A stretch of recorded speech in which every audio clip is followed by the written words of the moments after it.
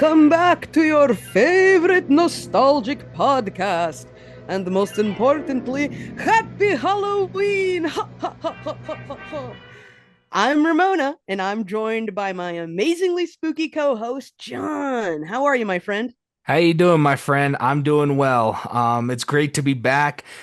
Great to be recording again. As I say this all the time, I feel like, and one of the big reasons is Rewind Room is one of the biggest parts of my life that just adds so much joy and so much um, fulfillment to my life. I feel like, and Oh, um, me I too. and I love being here. And I think this is just amazing. It's fun. And by the way, real quick before we get into all this, you got some new tech, my friend, from what I can Ah, see. Um, yes. yeah, so my friend is now in 4K, so you'll have to deal with me being in 1080p for the time being, but hopefully we'll make that upgrade very soon. But anyhow, enough with technology, because this is not what we're going to be talking about. This Nope. is really cool stuff. So we're taking a trip back in time. My friend, you want to tell them what we're going to be talking about today? Yes, I'm super excited for today's episode because we're diving fang first into the world of monsters, the classics that defined horror, shaped generational imaginations, and still haunt screens and costumes every Halloween. Yes. From shadowy corridors of castles to the vibrant, blood soaked revival of monster films, we'll explore why these iconic creatures, Dracula, Frankenstein's monster, the Wolfman, and more, continue to capture our fascination. Whether you grew up sneaking peeks at black and white terrors on VHS or are discovering these legends for the first time, join us as we celebrate the monsters that made us scream, laugh, and fall in love with horror all over again. So Yes. grab your popcorn and get spooky with us. But right before, first off, I just wanted to ask you, Jon, how long have you been a horror fan? Oh boy, that's a really good question. To be honest with you, yeah, I have to really think about that. No, to be honest with you, my friend, I've been a horror fan probably now about, I want to say, we're gonna go about 10 years now, maybe. So I know Mm, it doesn't sound like a lot, but let me kind of break it down for you basically really quick. So for years when I was young, I hated horror. I did not like anything to do with blood, gore, anything like that. I always saw blood when I was a kid. Like if I cut myself or hurt myself, I associated that always with pain, like if mm, you crash your bike and you scrape your knee or something like that. So I only could imagine as a kid, oh my gosh, there's blood everywhere on this person. They got to be suffering so much, and all this kind of stuff. And this is before my brain could comprehend, what a movie is, how a movie's made, and the many effects and hours that go into to doing all of that. And mm. so, yeah, when I was young, I hated horror. As I started to get older, I really got into a lot of the classics, like what we're about to talk about today.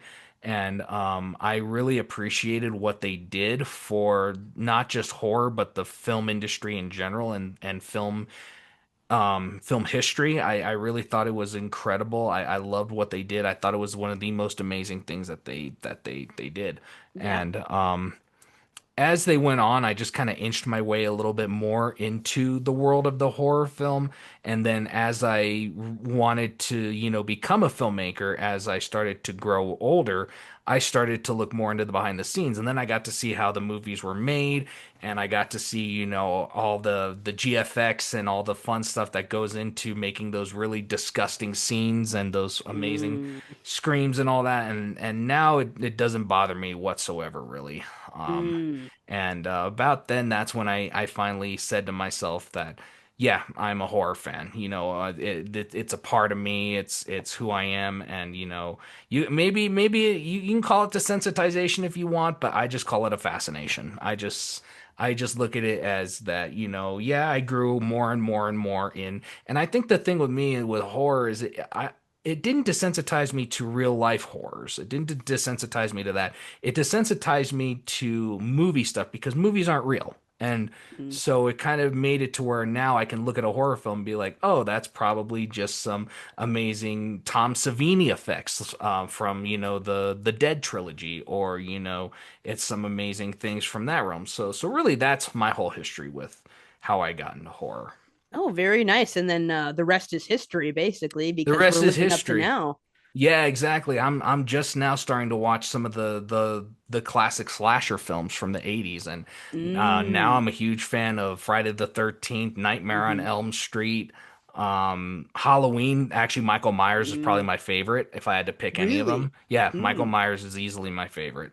Although I'm Mm. not a fan of The Curse of Michael Myers, aka Halloween Mm. 6. That's the only one I despise.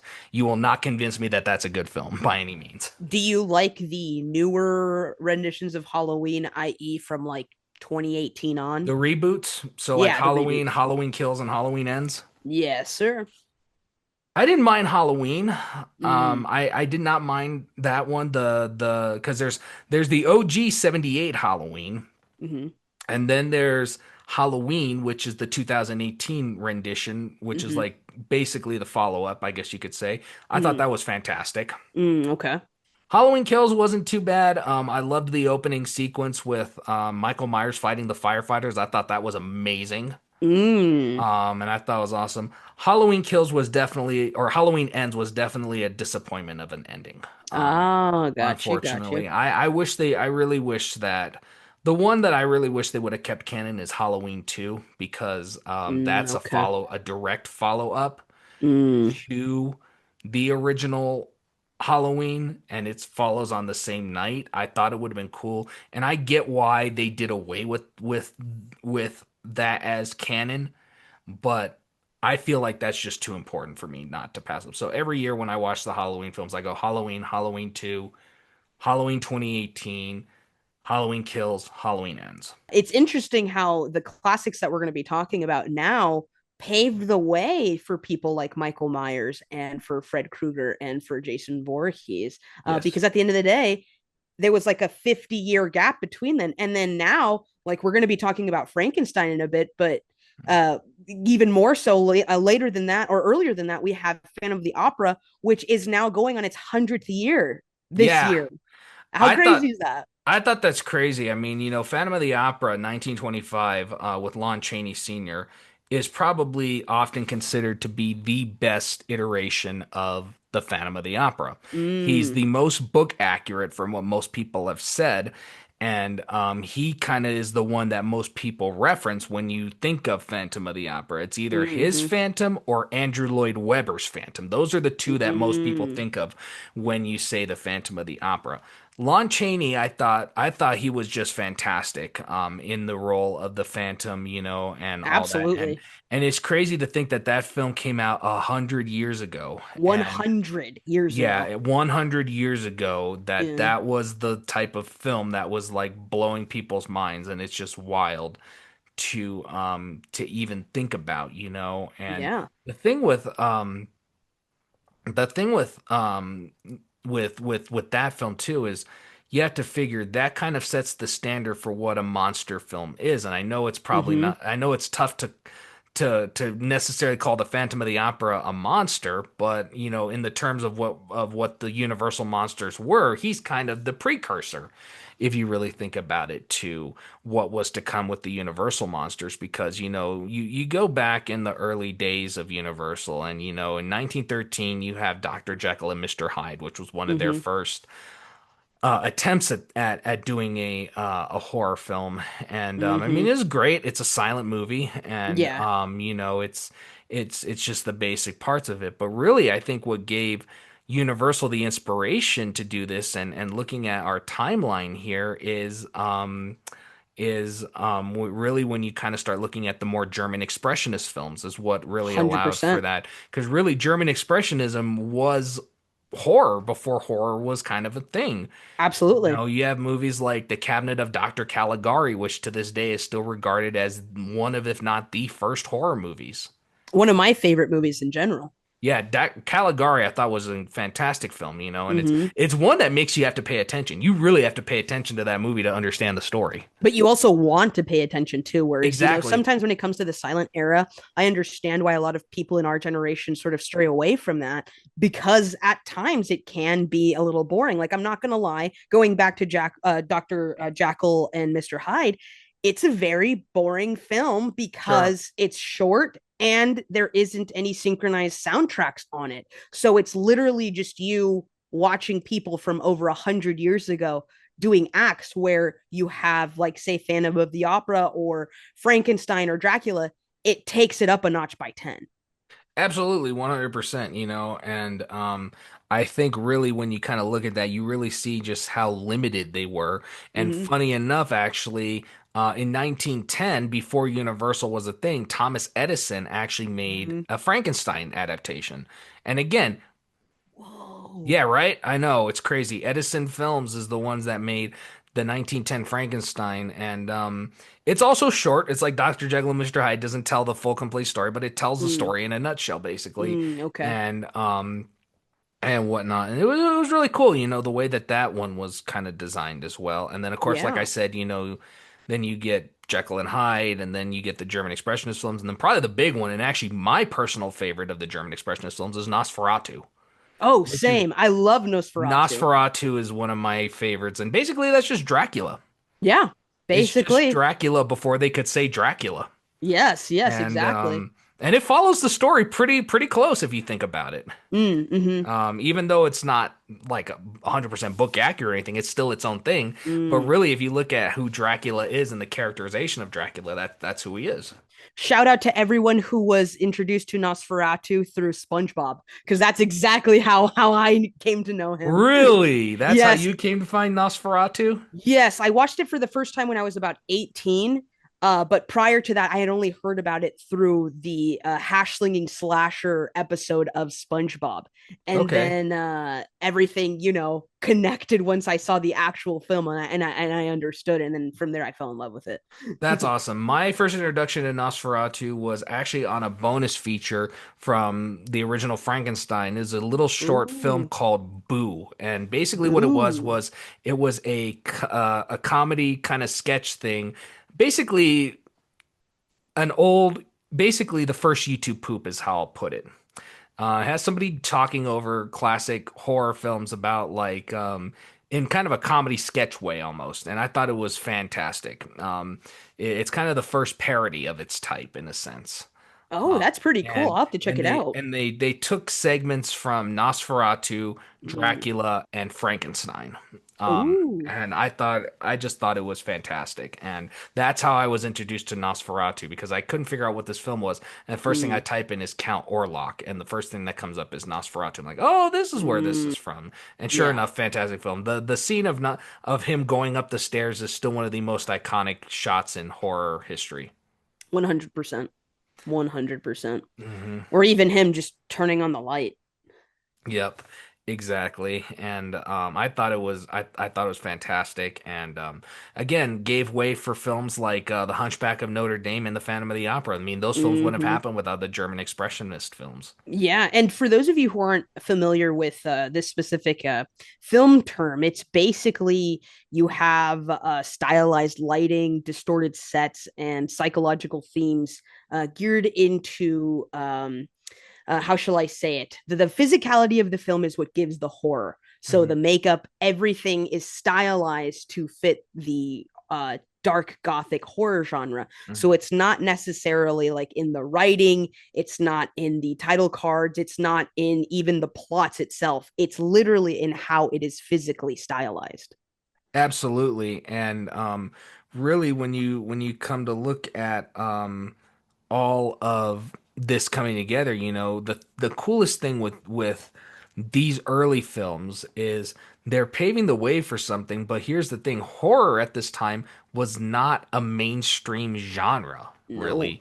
no. I mean, yeah, you had some scary movies, but it wasn't the genre really wasn't horror. It was just adaptations of classic stories that Mm-hmm. were scary at times. Mm-hmm. And then the next thing we get talkies, which are Mm-hmm. basically talking pictures, Mm-hmm. and that happens in the 1920s with The Jazz Singer. Mm. Jazz Singer is the first movie that has sound, and so now all the studios are trying to get sound equipment put into their thing. So now the great silent actors are trying to make their transition to talking films, Yeah. and I think as you can see, it was a struggle because they're used to pantomiming and being very out there, and now they're realizing we got to talk. Yeah, I mean, it was The idea of show don't tell was prominent in the silent era because that was literally the only option that they had. Yeah. But come the talkie era, as Jon was saying, many comedians, one of them being Charlie Chaplin, had a really hard time switching over because everything changed. You had silent films that weren't synchronized with a soundtrack to silent films that were, and from there on moving to actual dialogue changes the name of the game completely. I mean, you go from experiencing something visually to literally having to create the characters yourself through their own words. Exactly, and um one of the films actually that came out of that era, which was a silent film, and one of Lon Chaney's last films is actually a lost film called London After Midnight, where he played a Oh, vampire. There's no known copies of this film anywhere. It dang is it. seen as lost. Well, And I don't guys, think that's why physical media is so freaking important. Oh, I don't think anyone even from that era has seen it. It's a lost film. I think only Oh, maybe man. I don't even know if it got released, to be honest with you.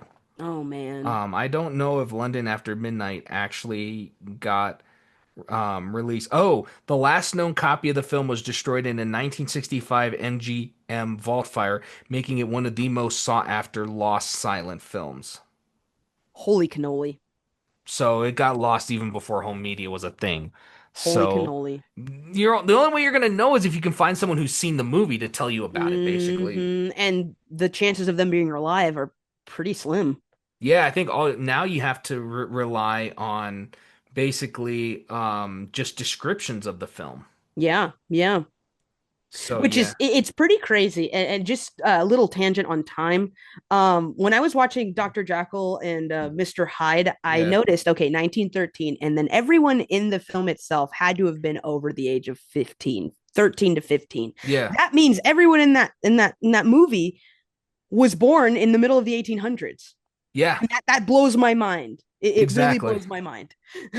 Absolutely, and then, after that, then, talking films become a thing, and now Universal's Mm-hmm. like, well, what are we gonna do? And then they Mm-hmm. decide to take a risk on a classic novel. And mind you, Universal was not thrilled about this whatsoever. No, they When were they still fairly new. Yeah, and keep in mind when they heard that Dracula was going to be their first adaptation, they were not happy about that. Oh wow, really? Okay. Yeah, I mean, there's a lot of backlash. I think it was seen as a big risk. And you got to keep in mind a talking vampire film was something different. And also, horror was not, like I said, it was not a mainstream genre. They did not know if it was going to bring in the money that, everything Yeah. else did. I mean, yeah, you can point to Phantom of the Opera, you can point to London After Midnight, but it's like, at the same time, this is a very different film than those two.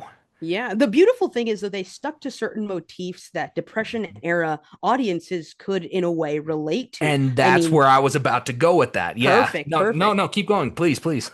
Oh, literally just power, loss, grief, being unseen, questioning societal normality are recurring themes throughout every monster film in the Universal catalog. And it's funny because Mhm, that is just a reflection of the society that was watching these films and the society that was living through these films vicariously through the mhm. victims or through the monsters themselves. Exactly. And you had so many different people and characters, who you had to get casted in this film. And the Mm-hmm. thing is you have Lon Chaney Sr., who for one was not a trained talking pictures actor, but to make it worse, he Mm-hmm. dies in 1930.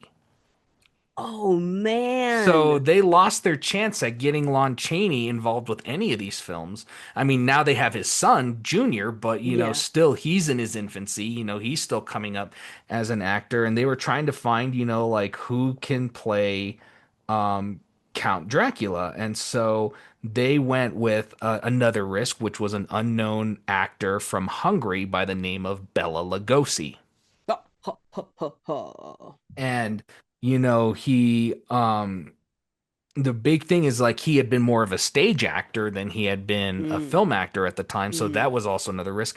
And I think they just didn't know if a talking horror picture was going to take off the same way that a silent one, because it's one of those things even the audiences were apprehensive about. I mean, if you've watched Singing in the Rain, which actually shows the change from silent films to talking films. There were people who outright rejected the idea of talking pictures.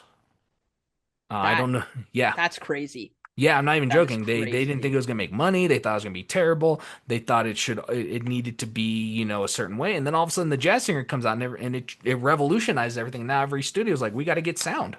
We got to Yeah, compete.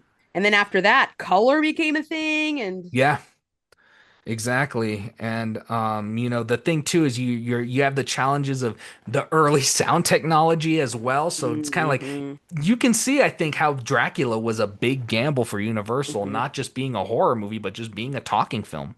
absolutely, and it And paved the way to early Gothic horror, given that German Mhm. expressionist inspiration. Exactly, and the thing too is really when you kind of look at Dracula as a whole with the film that it was, Dracula the novel is very different and could even be arguably hard to adapt because the book, I don't know if you knew this, is written in the form of a diary. I didn't. The only thing I know about that is that it was written in 1897. That's literally all I know 1897, yeah, but and the book is written in the form of the diary. So like Jonathan Harker, of the Count Mina, himself. I don't know if the Count himself gets a passage, but I know Really? our main characters like Jonathan, Mina, Arthur, they all get certain passages and it's written like a diary, the book. Wow. Okay. Okay. I'll try to delve into it. Hmm. It's hard for me to get out of my comic phase, so we'll see. We'll see.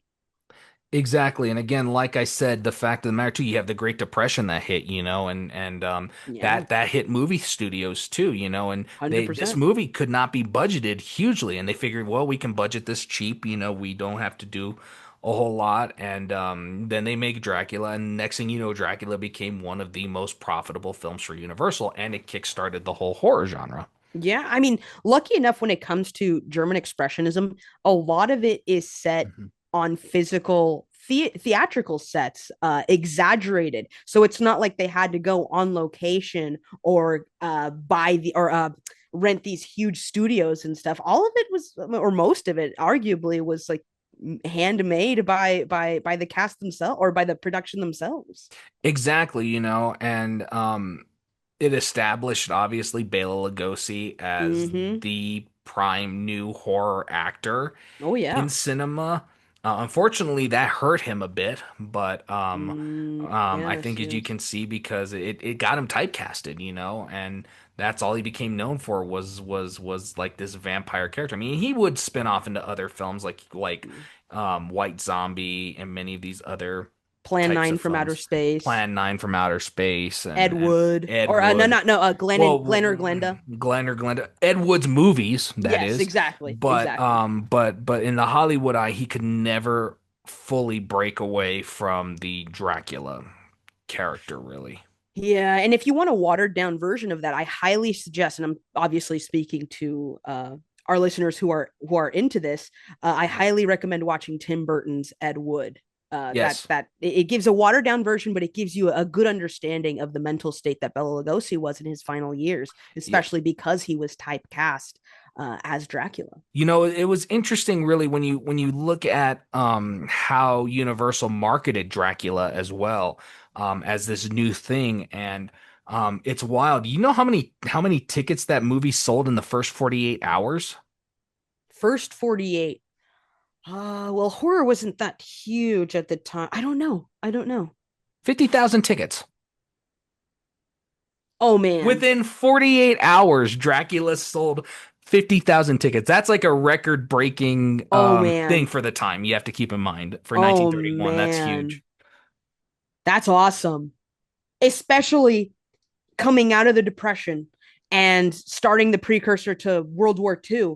You know, you have all of Yeah. these awful things happening in real life, Mhm. and people still went to the movies to see something scary.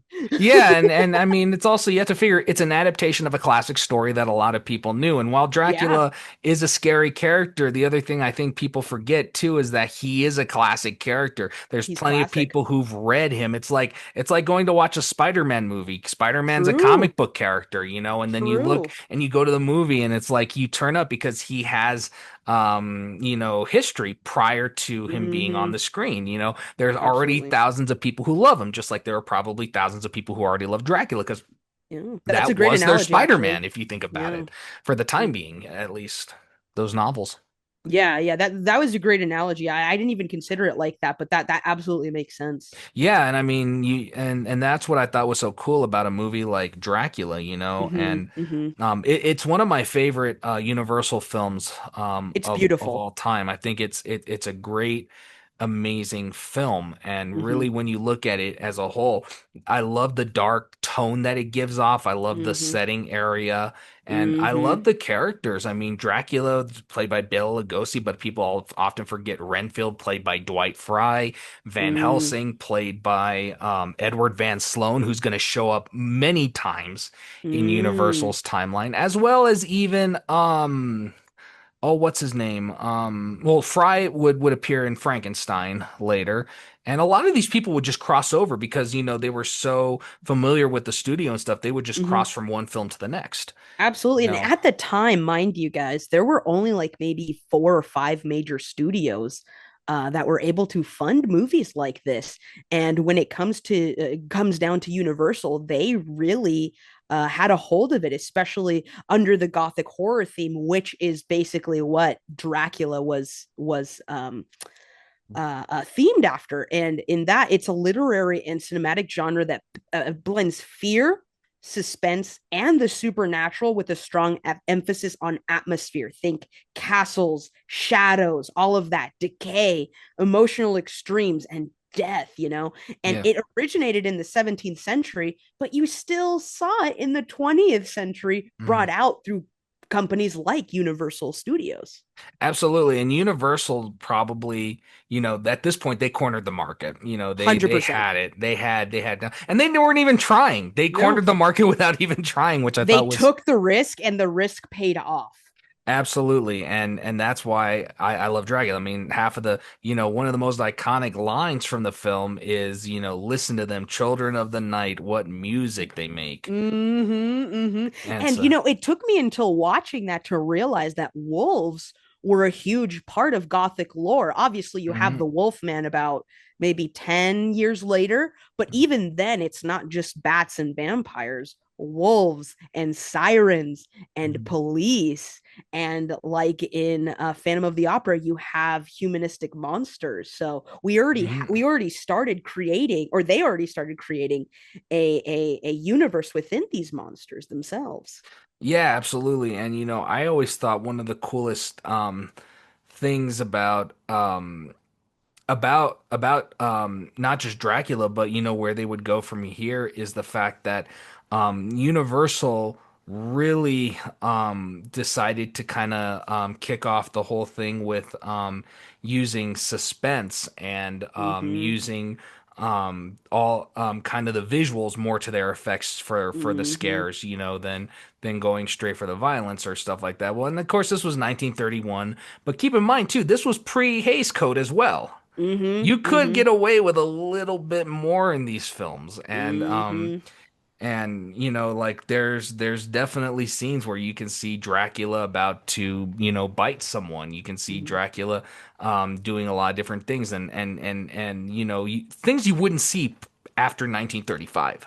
Yeah, yeah, and even the fact that it's a talkie elevates the Hmm. experience even more because reading a title card that says I'm gonna suck. I'm not saying that this was in the film, but I'm gonna suck your blood. It's nowhere near as good as hearing a passionate actor say it. So it elevated the experience even more. Yeah, I mean, like I said, listen to them, Children of the Night, what music they make. I might even put a sound clip of that just so y'all Do can it. hear what it sounds like. You know what? Y'all listen to this. Listen to them, children of the night. What music they make. There's the way he delivered it is also what made it so iconic as well. I mean, 100%. and the line comes, I think the line comes straight from the novel too. When Jonathan Harker meets Dracula in the movie, it's Renfield. They kind of flip flop it. That's one thing with Universal that they love to do is they would flip different characters around or rename them Mm. different different names and stuff like that. And Mm. it's just it made it a little confusing, but I could see, they were experimenting, and they also have to they're also much more limited than what they have now.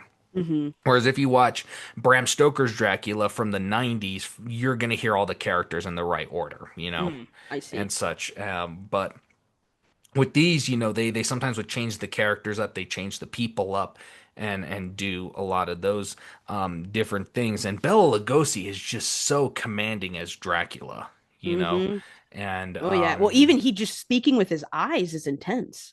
oh my gosh, he gives you that stare, you're screwed. You're done. Yeah. Yeah, and it's hard to do because only Bela Lugosi can pull that look off. Seriously, I've tried it seriously. many times. I've seen people try it. I've never seen anyone come close, really. Yeah, yeah, 100%. Yeah, he set the precedent for it. And then Edward Van Sloan as Van Helsing, I thought was incredible. He would go on to be, of course, in Frankenstein and The Mummy as well. He usually played the doctor, or the wise, elder of the people, the one who's usually kind of like the professor type of character. Yeah. Is usually who he played in the films. And I Well, it thought, seems like a really great run for Universal in just those 2 years in the 30s. You had, as you said, Dracula in 31, and then Frankenstein in the same year, and then The yeah. Mummy the year after. So it was just monster movie after monster movie after monster movie. Exactly. Like with Dracula setting the stage for those films, and kind of setting the stage for the vampire, then you have Mm-hmm. Frankenstein who sets the stage for monsters in general, Yeah, and set the exactly. precedent for what we think of when we think of Frankenstein's monster And evil scientists as and evil well. scientist. Now, there is one question I have to ask you, and this is a highly debated topic, so I would like to hear your thoughts on this. All right, So, shoot. so um, a lot of people often refer to Frankenstein as the monster. They do it Mm-hmm. many times in the Universal films. Mm-hmm. A lot of people will argue and say you can't call the monster Frankenstein because Frankenstein is the name of the doctor, not Yeah, the I usually say monster. Frankenstein's monster. Yeah. Yep. And my question for you, do you think it's valid for people to call the monster Frankenstein, or should they leave that title only for the doctor? Well, it's hard given pop culture has convinced society that Frankenstein is Frankenstein's monster, Yep. and they just call Dr. Victor Frankenstein Victor, really. Mhm. It is hard to change the way that they did it societally. Mhm. So, personally, it makes more sense to keep it as Frankenstein's monster because I was introduced to it through Mary Shelley's Yeah. book or novel, excuse me.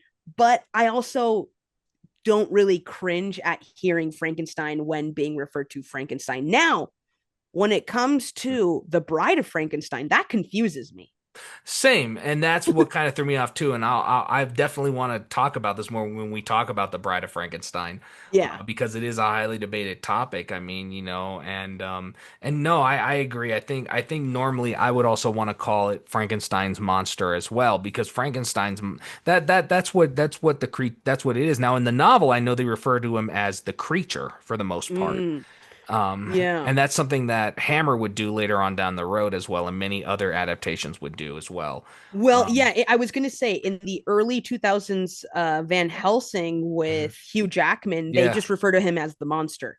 Yep. And I actually don't mind that either. Same, yeah. I think it is what it is. I'm definitely not as big of a stickler about it as some people are. Yeah. Oh, yeah. Oh, I yeah. know that there are some people out there who they are the biggest sticklers. Like, no, Mm, Frankenstein is the doctor's name. Stop yeah. calling the monster Frankenstein. Yeah. I mean, sometimes it'll slip because I'm not really thinking about what I'm saying, but for the Mhm. most part, I try to be accurate when it comes to that. But if someone who isn't into film or really isn't into Mhm. horror lore calls it Frankenstein, I don't care.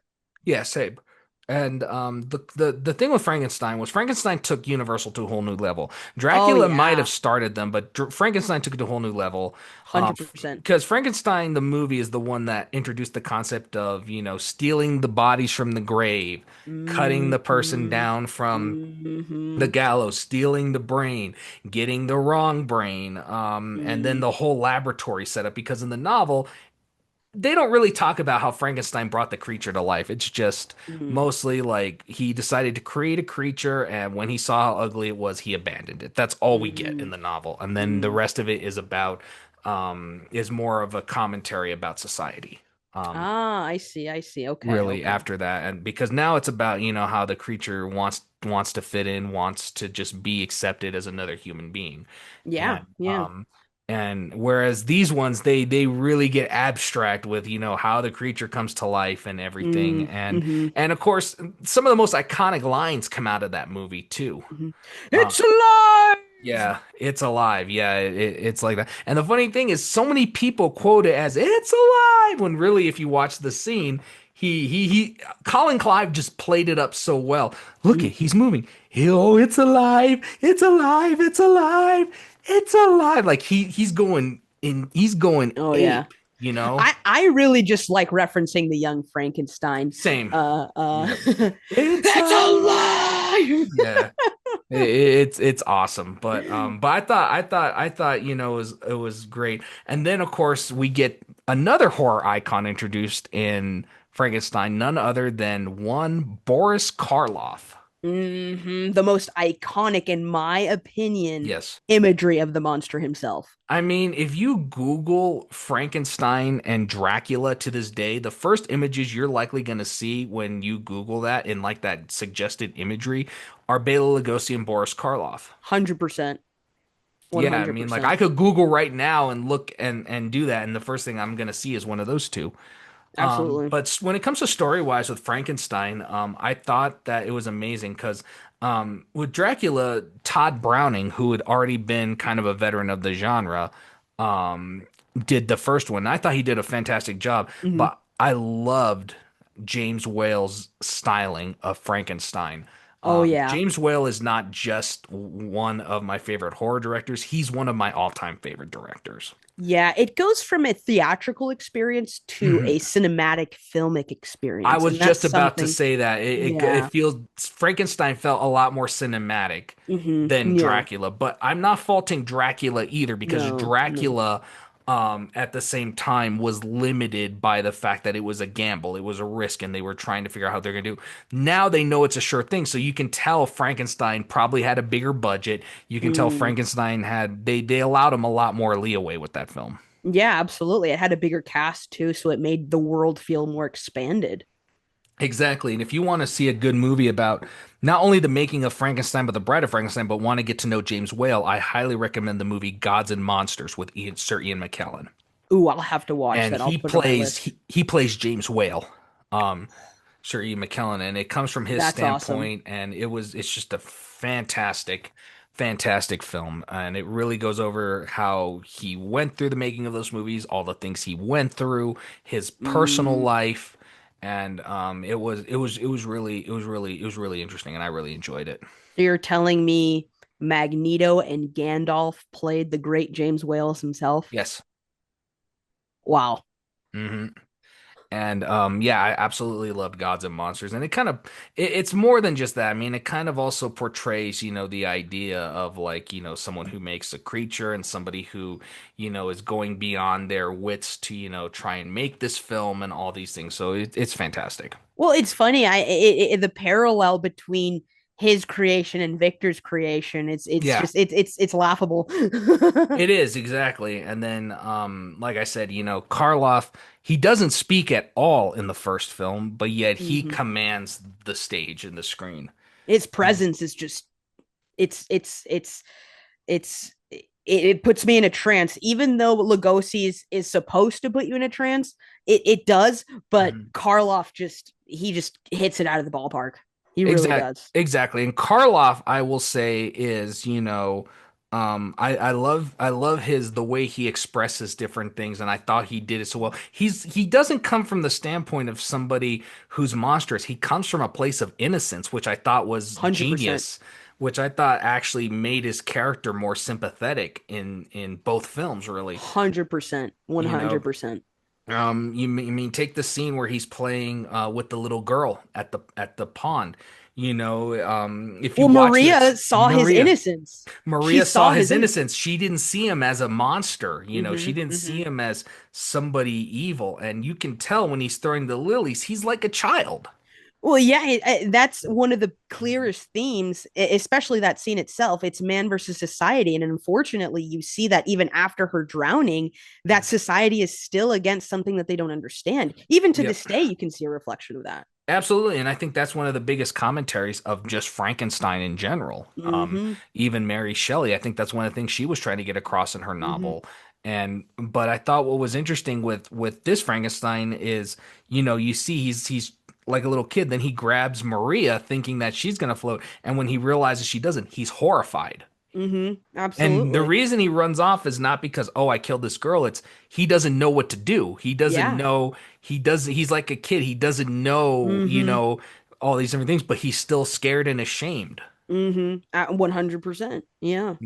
and really, I think the real villain of the story is Dr. Frankenstein himself That's fair. Absolutely. because Absolutely. he brought the creature into living, but he treated Abandon him in a he way. he abandoned him and he treated him like he was this subpar thing, and the creature's probably thinking, I didn't ask to be created, you're the one who created me. Well, it always sends tingles down my spine in the worst way, seeing the Frankenstein's monster being locked up and sort of threatened with flames. It's like he's your child. Why the last thing you should do is treat him as if he's some pest or something like that. Which it always sat. It did not sit well with me whenever I saw that scene. No, that, and then of course the windmill scene, I know it's an iconic scene, but it's Heartbreaking. heartbreaking. I mean, because Yeah.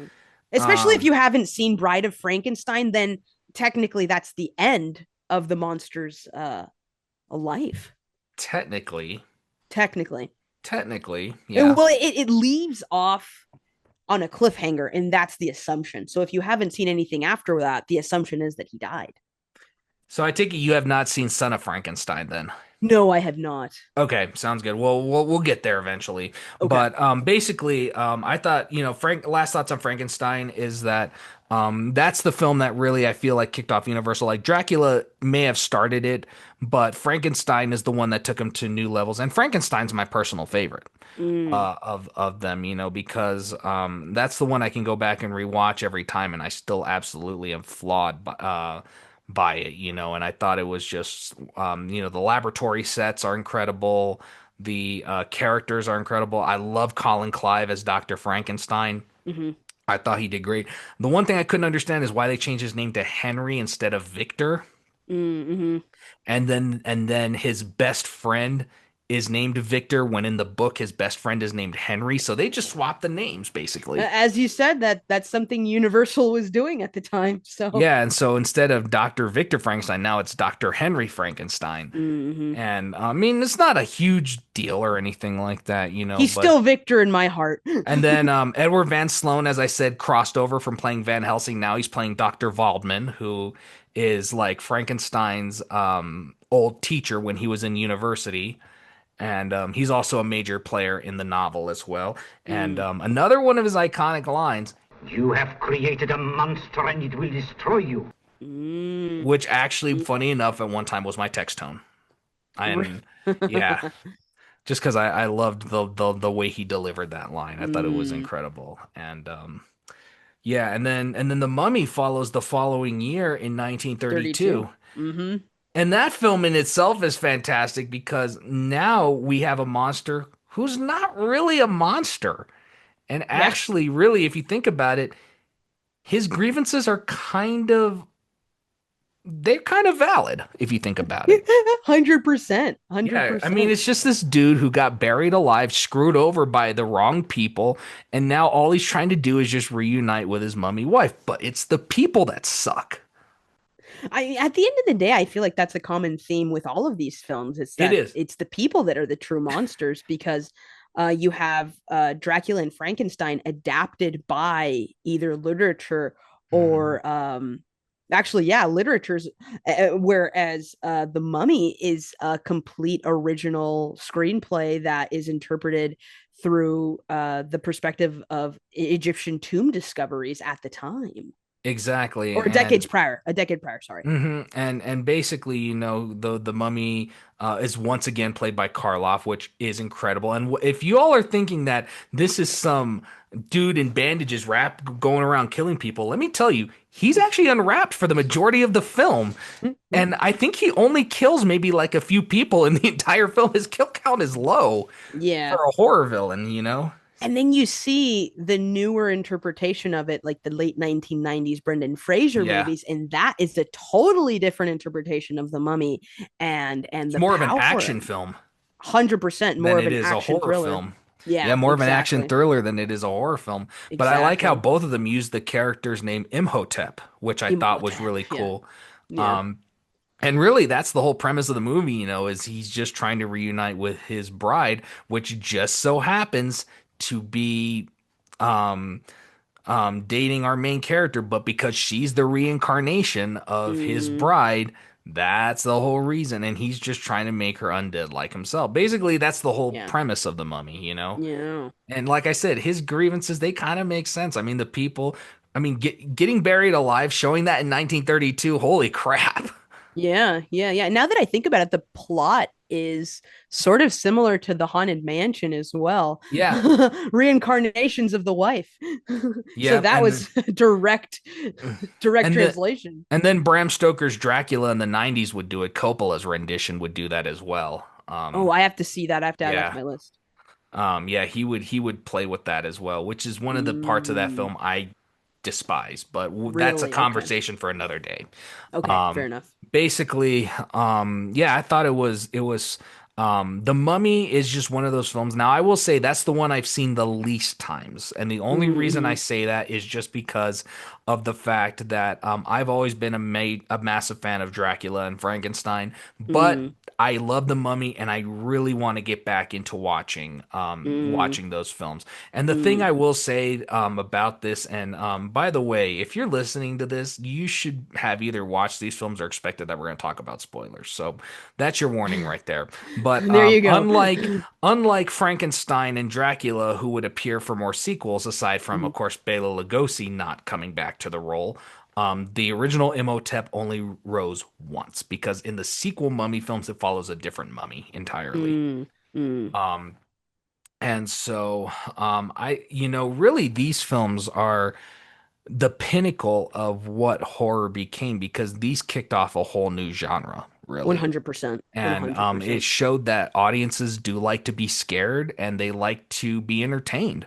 And being scared is a surprisingly profitable way to entertain people. Yeah. Yeah. And right before the shift from these famous monster movies, you had Lon Chaney Jr.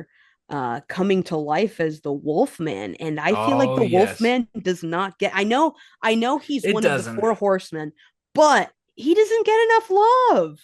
Unfortunately not, and I think that one of the other things was too is the Dracula, Frankenstein, the Mummy come out in the early 30s, right? Hmm. Wolfman doesn't come out until Another 10 years. 1941. Yeah. Yeah, another ten And so, years. and by that point, Universal was already well into gear, and you had to figure Hmm. Wolfman was also an original character. Yeah, yeah. So establishing him within the universe of these other pillars, it was a risk. Yeah, and again, the Wolfman's another one, pretty sympathetic, Hmm. compared to, some of the others. I think the least sympathetic is probably Dracula. But again, can he really help it? He's a vampire, he's undead. It's kind of just how his kind work. I don't know Yeah. if that's the best way to put it, but you know what I mean? He probably was alive at one time. I don't know his whole backstory aside from the one that Coppola gave us in the 90s, but Hmm. but basically, it's kind of like that. But the Wolfman is like that was on like a whole that was a whole new ball game because Wolfman established the whole thing of werewolves. Now, Universal did attempt a werewolf movie early on with Werewolf of London in 1935. Hmm. But that was a whole different film, and that was just kind of an experimental phase. Whereas the Hmm. Wolfman, you're following an actual person, you're Hmm. following um Talbot, Larry. Larry. Oh, I know it's Larry. Yeah. Well, shoot. Wolfman's been another one that's been a minute.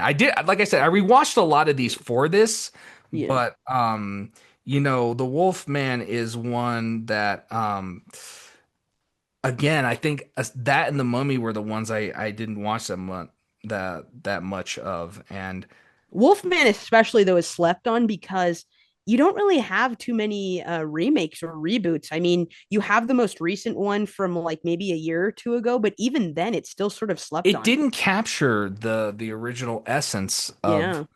of the series, and Mm, it didn't do what the 41 film did. I mean, that's the one yeah. that introduced the whole concept of silver being the Mm, main werewolf weakness. Silver knife, yeah. silver bullet, silver Yeah. this. Yeah. And I The just idea of Wolfsbane and uh, Wolfsbane, yeah. the idea of relics, cursed relics, things like that. Definitely not something that I saw in prior films. Mhm. But then it also, I think, one of the reasons why I really enjoy it is because it feels like a detective film Yep. more Larry than a Talbert, horror. that's his name. Talbot, You okay, were right. So, okay, yes, I couldn't remember because I confused him with another character for a second, but no, you were correct. mm-hmm. Larry Talbert, yeah. And the Wolfman, I remember the first time I watched it, it was the one that I had the hardest time sitting through, to be It's honest with you. silly. It's silly, It's especially silly, when it comes to yeah. the cosmetics. It's silly, but for Yeah, the most part, it does pay homage to noir films from the 40's, it and that's some. does. So that's something that I really liked about it. That's where you start straying away from the German expressionism and start doing it in a And more cinematic exactly, that's appeal. when you start getting more into what the American cinema Hundred invented percent. Yes. versus the Yes. more German expressionist style. And I mean, Hmm. Frankenstein and Dracula definitely differed from those two, but you can still see early traces of it in those Exactly. films. Hmm. Whereas, like you said, Wolfman felt like it was very different from those other ones. Yes. The Wolfman also, what I loved is it actually had a transformation scene Oh yeah. Absolutely. versus where we never see anything like Dracula. Yeah, we see him in his bat form, but we don't actually get to see Dracula turn into a Turn into bat, a bat. Yeah. Yeah. or anything like that. With Frankenstein, you the most you see of the creation is Dr. Frankenstein send the creature up, and then he's toying with all these little things, brings him back Hmm. down. Oh, he's alive. Hmm. Hmm. But the But Wolfman, we actually get to see a transformation, which I thought was cool. well, it's funny because the 10 years that it took from Dracula to Wolfman, I'm sure CGI had, improved by the dozen right Well, there. CGI wouldn't become a thing for many more Or years, but I more know what so you're the saying. practical The effects, technical, yes. the technology was becoming more Exactly, advanced. yeah. Yeah. For lack of a better word, yes, Well, yes. actually, you want to talk about a film where the technology was starting to get advanced. Also, was The Invisible Man. 100%. Absolutely. Yeah, Which I have a and fun fact for you guys regarding the Invisible Man, but that will mhm, be later in the show. for sure. One of my favorite things. I'm sorry, I gotta talk about The Invisible Man for a second. Have you seen The Invisible Man, by the way? The 1933. I haven't rewatched it, but I saw it years ago. Okay, and that was also directed by James Whale. Also, Really? yep. Okay. I'll And have to then revisit it this Halloween, actually. And we get another iconic name in the name of horror actors from Universal, Mr. Claude Rains. Okay, And okay. Claude Rains became known as the Invisible Man. That's probably the funniest of all of the Universal monster films. Mm-hmm, mm-hmm. Um, there's this one part in the film. I'm actually tempted to link it in this show. There's a part where our main protagonist, he's invisible, is chasing this woman, and this woman's freaking out, and all you see is his pants, and he's galloping in the road, going, "Here we go, gathering nuts in May, nuts in May," and all you see is the pants just stepping down the road. It's the funniest thing, chasing this screaming woman.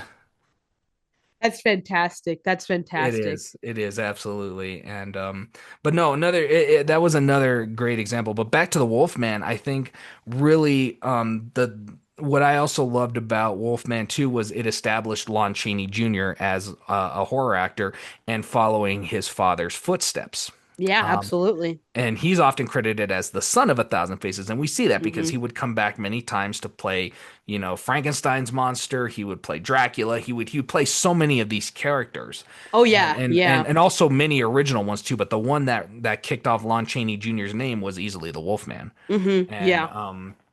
I feel like that's an important thing too. And unfortunately, Lon Chaney Jr. would not have the greatest time in Hollywood, and Oh no. He battled a lot of depression. He battled a lot of I know different addiction studio was. exit. Yeah, he was a very bad Mm, alcoholic, in fact. okay. A lot of the redundancies of his characters, and I think just, he wasn't treated well by Hollywood either, unfortunately. Well, when it comes to unions, that wasn't, the biggest thing when it came to Hollywood scope. You didn't really care for actors, hence the reason why Bela Lugosi fell off the way that he did, unfortunately. Yeah, Bela Lugosi also did the same because he would go on, he got typecasted, and he wanted to break from that, and he turned to drugs and eventually became a heroin addict, which is very Yeah. sad to hear. I mean, you Yeah. wouldn't think this man who's so charming and charismatic, but it's like it sucks, with what happened. And Yeah. Lon Chaney Jr. was also in the shadow of a His father that father. was, probably one of the most famous actors at that time. Mm-hmm. The man of a Yeah. thousand faces himself. It's kind of like That's a how lot of pressure. it's a lot of pressure, and he had a lot of struggles too with onset behavior. He and his health started to decline. Because of his alcoholism, and eventually that's what would eventually take him in Yeah. in the Yeah. future. And so it's sad to know that that's what happened, but I still thank him for giving us one of the most iconic characters, because at least the Wolfman he can say is his. It's the one Agreed. thing that Hats he off can to say that is sentiment. that he can actually say that that's his, whereas the others were might have been created by somebody else beforehand. Karloff, Lugosi, Wolfman's his, Yeah. without a doubt. Yeah. But anyhow, as we move on, there were so many sequels to these movies as well. Oh. And probably the most iconic of these sequels is The Bride of Frankenstein. Mm-hmm. And to be honest with you, I actually like The Bride of Frankenstein, I think, more than I like the original Frankenstein. It's one of those Godfather 2, Aliens, Dawn of the Dead situations where the sequel's debatably better than the first. That's absolutely fair. That's absolutely fair. I think they're both beautiful in their own respect, although I do love the inclusion of a monster bride. That is too cool. I Same. wish you would have had more screen time, but hey. I mean, for what James Whale was able to do, I thought it was fantastic. Like you said, it Mm. would have been cool to have more screen time, but I think he got the main point across that he wanted to get across. At the end of the day, it was Um, about the monster's loneliness and, um, inability to connect with humans, let alone monsters themselves. exactly. And one thing I loved with The Bride of Frankenstein too was the addition of the creature learning how to speak, and Mm-hmm. learning how Love uh, music. to love music, and learning how to become, in a sense, and I hate to say this, but for lack of a better term, more human. Yeah. And Yeah. I know that's a terrible way to put it, but it's kind of like, what I mean by that sentiment is, being able to interact more with society, Mm-hmm. and Mm-hmm. being able to talk and do all that kind of stuff. And the blind man I thought was great, and it was a great parody in Young Frankenstein too. But yeah, I thought Bride of Dropping the Frankenstein. T. Yep. The Bride of Frankenstein is a fantastic iteration of the Frankenstein character. And it was a perfect follow-up, and it's probably one of the only ones that actually was a true sequel, if you know what I mean. Meaning that it Okay. Yeah. actually followed the events from the first movie, Fair enough. and came into this second one, and I thought this one makes sense why he's out for revenge, the monster. It's like, yeah, we get it. And in this film it's kind of like, yeah, we're actually kind of on the monster side to a good degree. Yeah. Well, even on both, even both of the films, I would say that the typical audience experience is to be on the monster side. Yeah, and then you have Colin Clive returning as Dr. Henry Frankenstein. Mm, And we also get the new character, Dr. Pretorius, who's played by another one of Universal's iconic actors, mm, Ernest Thesiger, which, iconic face. yeah, Oh my God, what a yeah. creepy man. No And offense, but what a creepy man. you want to talk about evil? Like, you think Dr. Frankenstein in this one is more of just kind of a mad doctor, just somebody who's completely lost his wits. Dr. Pretorius is the definition of evil Yeah. in any of the forms that you can think of. He is an evil doctor. Like, he has no remorse for anything he does. He's just a bad dude. Mm. Yeah, just Here, and here. yeah, but he's an amazing character as well. He's one of my Hmm. favorite characters from the Universal lore, I thought. Yeah. And but the thing is, after that, we get a bunch of other sequels as well. We have, Dracula's daughter, the son of Frankenstein, son of Mm. Dracula, the I haven't mummy's seen any hand, of the those. mummy's tomb, and so many of those. Yeah, but they all spawned off so many sequels because of this. A lot of them weren't my favorites, but I mean, they're fun movies.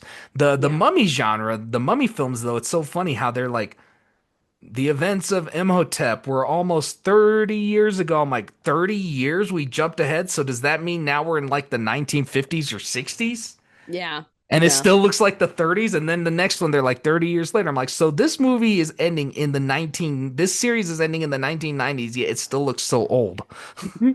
But I get what they were going for, but it's funny to think about when you think about it Yeah. that way with the Yeah. Mummy films. Yeah, and then Son of Frankenstein, I'll just say really quick, was the last time Karloff portrayed the monster. And Oh, I see why you if brought that up earlier then. Okay. yes, Gotcha. because in Bride of Frankenstein, as you know very well, the watchtower explodes and he dies, basically. Mm. Hmm. Son of Frankenstein follows the son of Frankenstein, Dr. Wolf Frankenstein, who is played by Basil Rathbone, who would also become a huge name in Universal and was Okay, also that's known the for, coolest name ever. yeah, and he also portrayed Sherlock Holmes in some of the earlier Sherlock Holmes films. So, yeah, Basil Rathbone is his name. That is so cool. Hey guys, my name's Basil Rathbone. Yeah, I mean, yeah, and iconic actor, and Yeah. that's also where you get the actors like Lionel Atwill and some of the later names from the Universal films. And Son of Okay. Frankenstein follows him moving into his family's old estate. He goes to his father's laboratory, which looks nothing like from the original film, nothing like the rubble of the Watchtower. Okay. And then he meets a guy by the name of Igor, which is played by none other than Bella Mm. Lugosi. Yeah. Interesting. Okay. Okay. And funny enough, Bela Lugosi actually turned down the role of the monster years ago because they actually wanted him to play the monster in the 1931 film, but he passed because he didn't want to get typecasted, and that's how they got Boris Karloff. Well, it's interesting, ironically, that he was typecasted as Dracula, but he didn't want to be typecasted as something else. He didn't Wouldn't want to be that just? typecast. He didn't want to be typecast as a monster, I think. Oh, okay, okay, okay. I think it went beyond just being typecast as Dracula. I mean, That's or fair. a vampire. I think he just didn't want to get put into the monster category. And he also realized I'm not going to be really seen because I'm going to be in tons and tons of makeup. And let's be honest, Lugosi had an ego on him too. So Oh, he did 100%. you know, And I mean, Karloff did to an extent too, but I think yeah. his Karloff's was a little bit more of a professional ego, you It could was say. at Bay versus Lugosi's was like, hey, I'm Dracula. And it's like, okay, but you didn't like that title at first. So what And is you, it that you want? and you have to figure too, then that kind of started a rivalry between the two within the industry because now Karloff and Lugosi are the two big universal names. It still really exists, that rivalry, I mean, the only Mhm. time I saw them at peace in a comical way was Abbott and Costello meet Frankenstein. Yeah, exactly. And then Universal also did have some films that were not based on, I mean, they were based on old stories, but Mm, that weren't necessarily like, Frankenstein, Dracula, like those kind of stories. Like some of them were yeah. based on the Edgar Allan Poe stories, like Murders in the Rue Morgue from 1932. The Raven, Bela Lugosi film, yeah, The Raven, The Black Cat, and all of those, and The Black Cat and The Telltale Raven. Heart. Yeah, and the cool thing about The Raven and the Black Cat was that was the first time Boris Karloff and Bela Lugosi got to play against each other without monster makeup and playing monsters.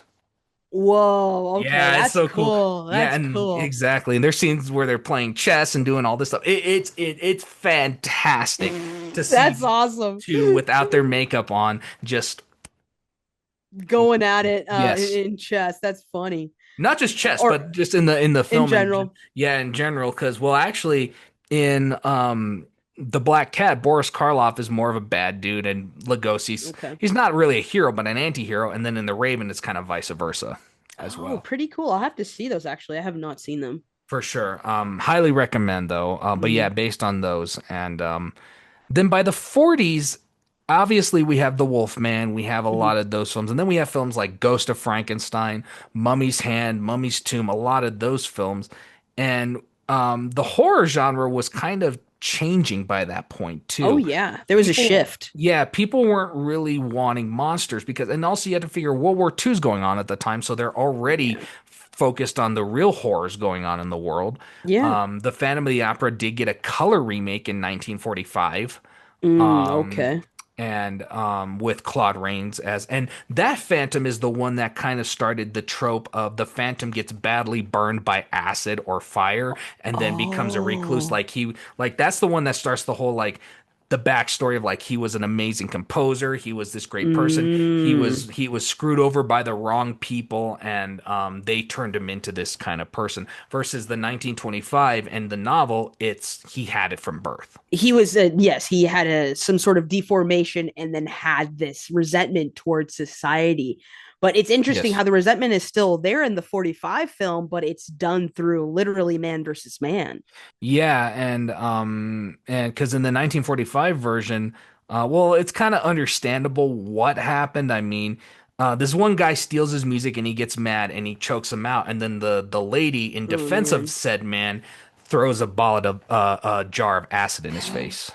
Oh man. Oh man. That's going to be a tough watch for me. Mhm. I haven't seen that, but oh man. And Claude Rains, the Invisible Man, plays the Phantom, which is Oh. pretty incredible. And then we wouldn't get another original monster until the 50s with the creature from the Black Lagoon. And that would be the Mhm. final Universal Mhm. monster. Mhm. Mhm. And I will admit that's the one I've only seen it once and it was many years ago. It just wasn't my cup of tea to be honest, but I mean, Mm. I respect it for what it Mm. did and for it being one of the last Universal films for sure. I really enjoyed how it went out of the studio scene and it went like into the Same. jungle, and then Yes. you did a Yes. full body suits, and that's around the time where monster suits were really big, especially going into Japanese kaiju lore and whatnot. Mm, And then you have spoofs in the 70s like Humanoids of the Deep yep. making fun of Creature from the Black Lagoon too, which is a totally different tangent I'm not going to get on right now. But I do appreciate the Creature from the Black Lagoon, but it does have some writing inconsistencies that I don't believe reflected well on that current society at the time.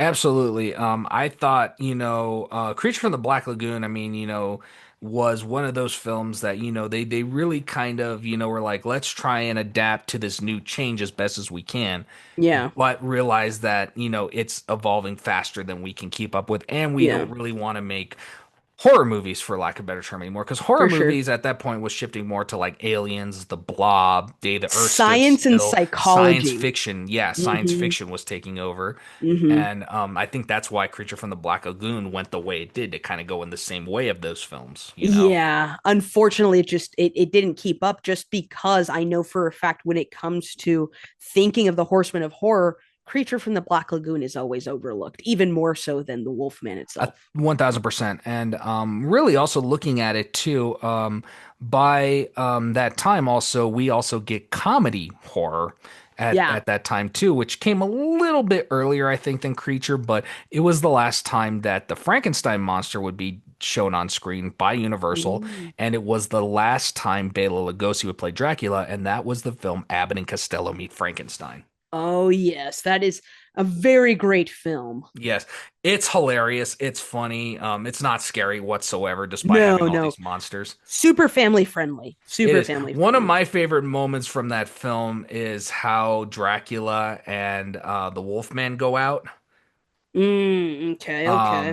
Basically, they're fighting and all that, and then Dracula's in his bat form, and then here comes the werewolf. He jumps off of a cliff and he grabs the bat and takes him down with him. I thought it was the funniest thing. That Like he, definitely deserves a rewatch Like from as he the. jumps off, he literally grabs Bat Dracula and he just hugs him like this and then dives off the cliff. It pays homage to slapstick comedy, and that I am super a fan of, especially like when they're going through the doors Scooby Doo Mhm. style, and then one goes in one and the Yep. other one goes in another. Yep. And I thought they did it fantastic. And Yeah. the one thing too is, with Dracula and Frankenstein also is not only was that the last time they'd be depicted on screen, but it's also the last time, as I mentioned previously, that Bela Lugosi would play Dracula. And it was the second time, too. He only played Dracula two times, and that was Dracula 1931 and Abbott and Costello Meet Frankenstein. Those are the only times that Bela Lugosi played Dracula. What Whereas, an everlasting image, though, as well, because you have to do that freaking good as a character, especially a Mhm. typecasted character, and only have two films under your belt. Exactly. And I mean, Karloff would return for House of Frankenstein, but he would not play Frankenstein's monster. He'd play a scientist in that film. Oh, okay. I wonder how that must have felt for him, especially being on the other side of the plot. He's probably relieved that he didn't have to go through hours of makeup. And Oh man. Oh man. so and then by the late 50s, another studio would come and revive these films, and that was Hmm. Hammer Studios in England. Now, I Hmm. am a massive Hammer Studios fan. Now, Ramona, Hmm. you have not seen many of the Hammer films, from what I understand. Actually, I will not really be talking on Hammer films at all because I haven't seen any of them, believe it or not, and Oh I my am God. behind on that. Yes, Wow. yes. So I'm not really going to go into Hammer as this is all about mostly the Universal monsters and our experience and our background with these characters, but I just have to throw Hammer in there really quick just because Have to, yeah. they revived the genre. So Hammer Studios had been around since the 30s, and then but by the 50s they decided to make a shift into the horror scene. And at this time, Universal had wound out of their monster phase that England decided, well, why don't we revive these characters in our own way? And in 1957, they did with The Curse of Frankenstein, which I think is one of the best titles for a Frankenstein film, in Yep. my opinion. I mean, doesn't that just sound like really badass? The Curse It of does. Frankenstein. It Yeah, really I does. wish Yeah. that had been one of the Universal titles. Yeah. Honestly, Yeah. I think that was a missed opportunity. The Curse of Frankenstein. It actually makes sense, and it makes sense for Doctor Frankenstein too, if you think about it. Mm-hmm. Mm-hmm. And Mm-hmm. those films followed more so along the lines of Dr. Frankenstein rather than the monster and the creature. Mm. And that was the difference. And then you also get in the year following horror of Dracula, which in England it was just called Okay. Dracula, but Dracula 1931 was actually still showing in theaters. They didn't want to confuse audiences, so that's why over Mm. here they titled it Horror of Dracula. Oh, okay. Okay. Yeah, and then they would do their version of the Mummy as well and the Werewolf, and those were okay, but I think Dracula and Frankenstein were Hammer's two biggest hitters, and they would establish a new group of horror actors. So in the 30s and 40s, we have Bela Lugosi and Boris Karloff. In the 50s and 60s, we have Peter Cushing and Christopher Lee. Now, what's your favorite, if you don't mind my Of asking? the Hammer films, Actually, no, pitting Universal and Hammer against each other. oh, what? Why did you have to do this to me? I had to. I had to spook you somehow this episode. This actually sucks. I'm not gonna lie. Yeah. This really sucks because it's really hard for me to choose. I mean, obviously, Okay. I love Universal and I appreciate everything they did, but Hammer did something incredible too. I'm gonna put it this way: I like Universal's Frankenstein more, but I like Hammer's Dracula more. Ooh, so Christopher Lee is the one that wins your heart then. Yes, and here's why: Okay. Christopher Lee played Dracula a total of 7 times, I believe. That Horror of makes sense. Dracula, Dracula Prince of Darkness, Dracula has risen from the grave, Taste the Blood of Dracula, Scars of Dracula, Dracula AD 1972, Satanic. Yep, 7 times. Wow.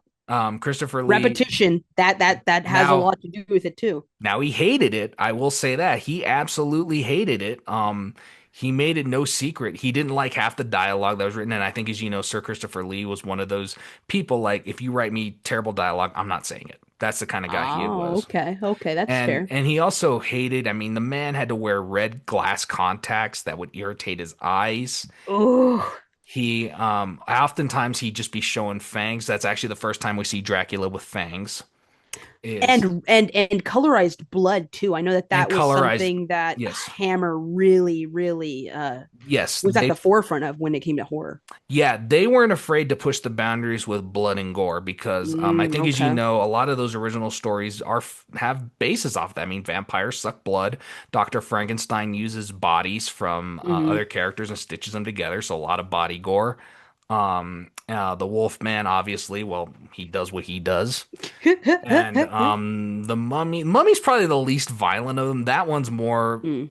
put on the scare factor of an undead creature following you.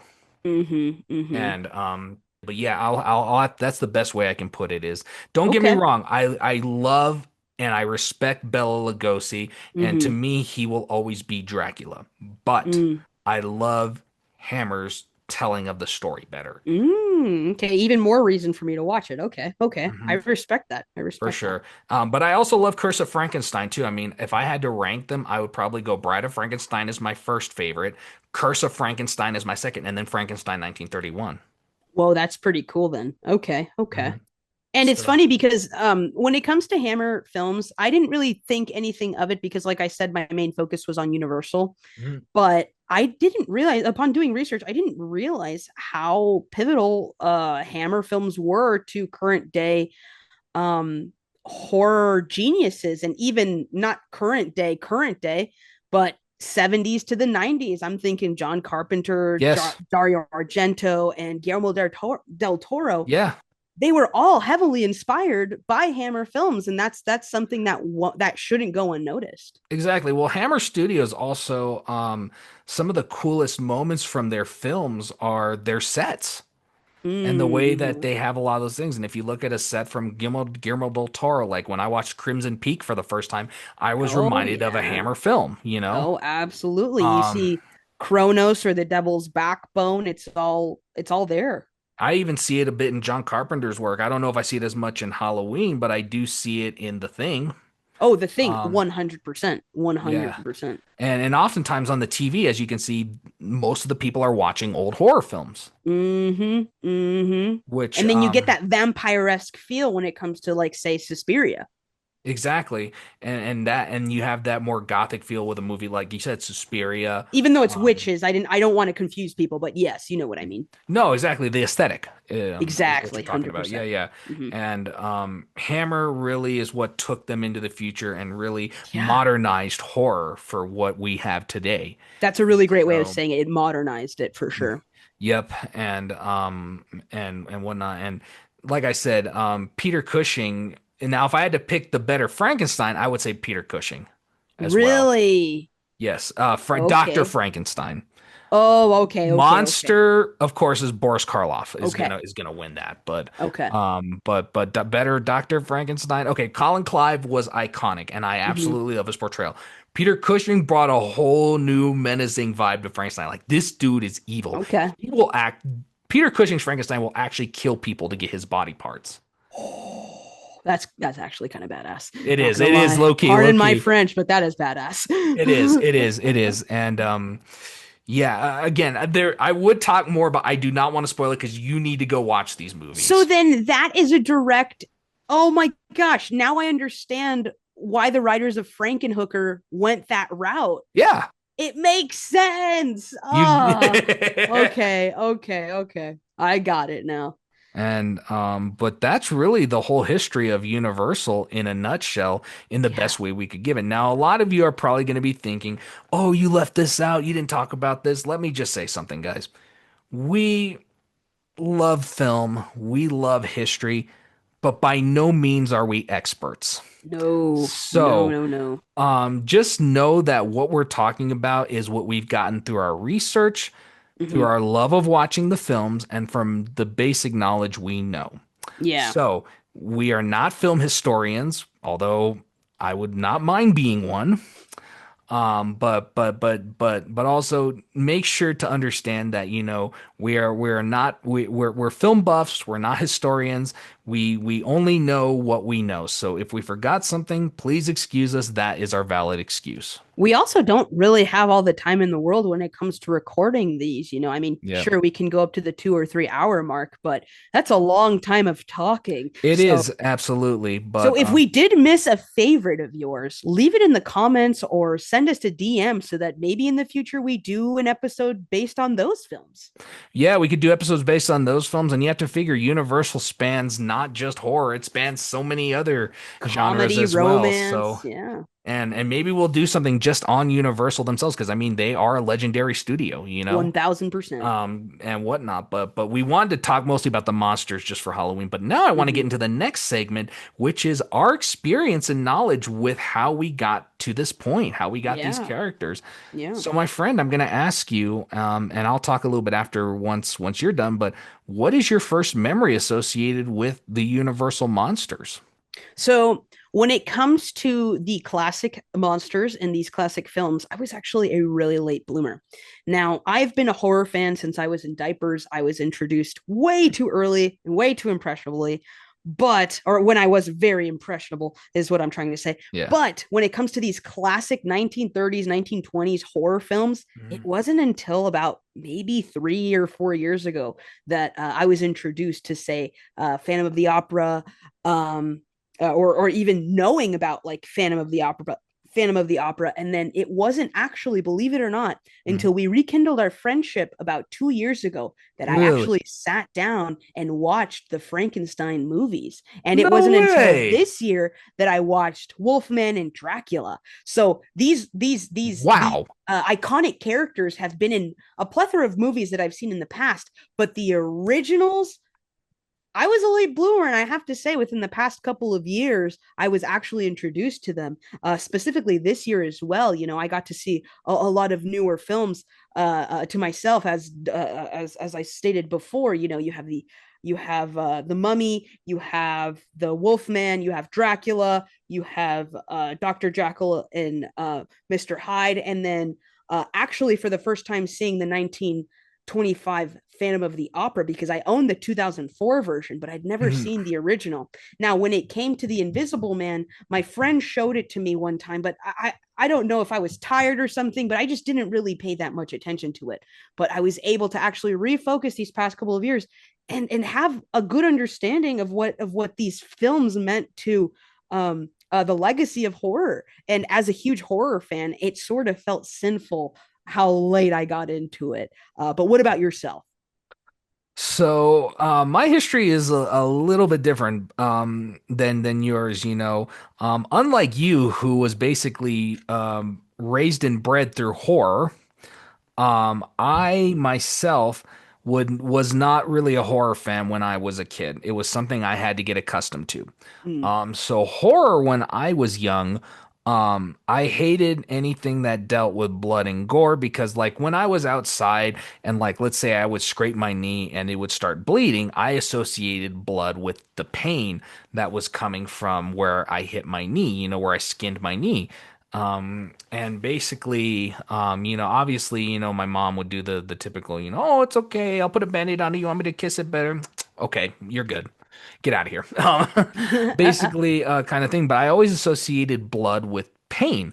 And so whenever I okay. would see a horror movie and see somebody like bleeding profusely or blood everywhere, I had to assume, oh my God, so much pain. and Okay. Okay. and such. And so I hated anything to do with that, and That's fair. such. Yeah. Yeah. Yeah. And being autistic also didn't help. And I Mm, say that respectfully, for mm. all of our listeners who are on the spectrum. We love you, we respect you, and just know this is a safe space for you guys, because this is a podcast also run by two people who are on the spectrum as well. Hmm. But basically, sorry to get off on a little tangent, just No, had to get that please, out there. please. But basically, growing into it more, I think it was more so the fact that, as time went on, obviously my taste started to change. And when I was young, I got to watch Mel Brooks's film Young Frankenstein. Whoa. Oh, And one of my all-time favorite movies. It's a Halloween same. tradition in my house. We watch it every year on Halloween, and we often order out and try to avoid the trick-or-treaters as much as we can. Ah, I love that. I love that. And whatnot. So we're usually sitting in the dark and we're just watching Young Frankenstein as the trick-or-treaters are going up and down the road, our porch lights off, and they're going, man, these guys are boring, you know? It's kind of like, well, just come inside and you can watch a movie. May I ask why you don't enjoy partaking in the passing of candy to the children? It's just not something that we're really into, really. It's just not something we really do. And obviously, me being raised um, in a more religious household growing up, I just never really got into the idea of trick or treating and all of that. And it's just something that I wasn't the biggest fan. Now, I'm not saying that I'm gonna automatically turn away a kid that comes to my door, because some of them, you know, porch light on or off, they get excited, they have candy, you know, and you come to my door or whatnot. I'm not gonna just be like, hey, little sucker, get out of here. You know, I'm Hey, not little gonna. sucker. Yeah. Yeah, I'm um, not uh, I'm not gonna do that, but I mean it just wasn't something I was raised with, something that we just never really did, and I think it's just something that just kind of continued, to be honest with you. Now, feel free to not answer this if you don't Yeah. want to, but have you ever gone trick or treating? I had a couple times. Okay. As time went on, my folks got a little more comfortable with the idea of it, you know, and I think they kind of understood where I was coming from. And this was also the time I was getting into the Universal films as well. I was in Okay. elementary school. I got a funny story to tell you, but I'm not going to tell you it now. I'll tell you off the podcast, and maybe one day I'll tell this story on the podcast.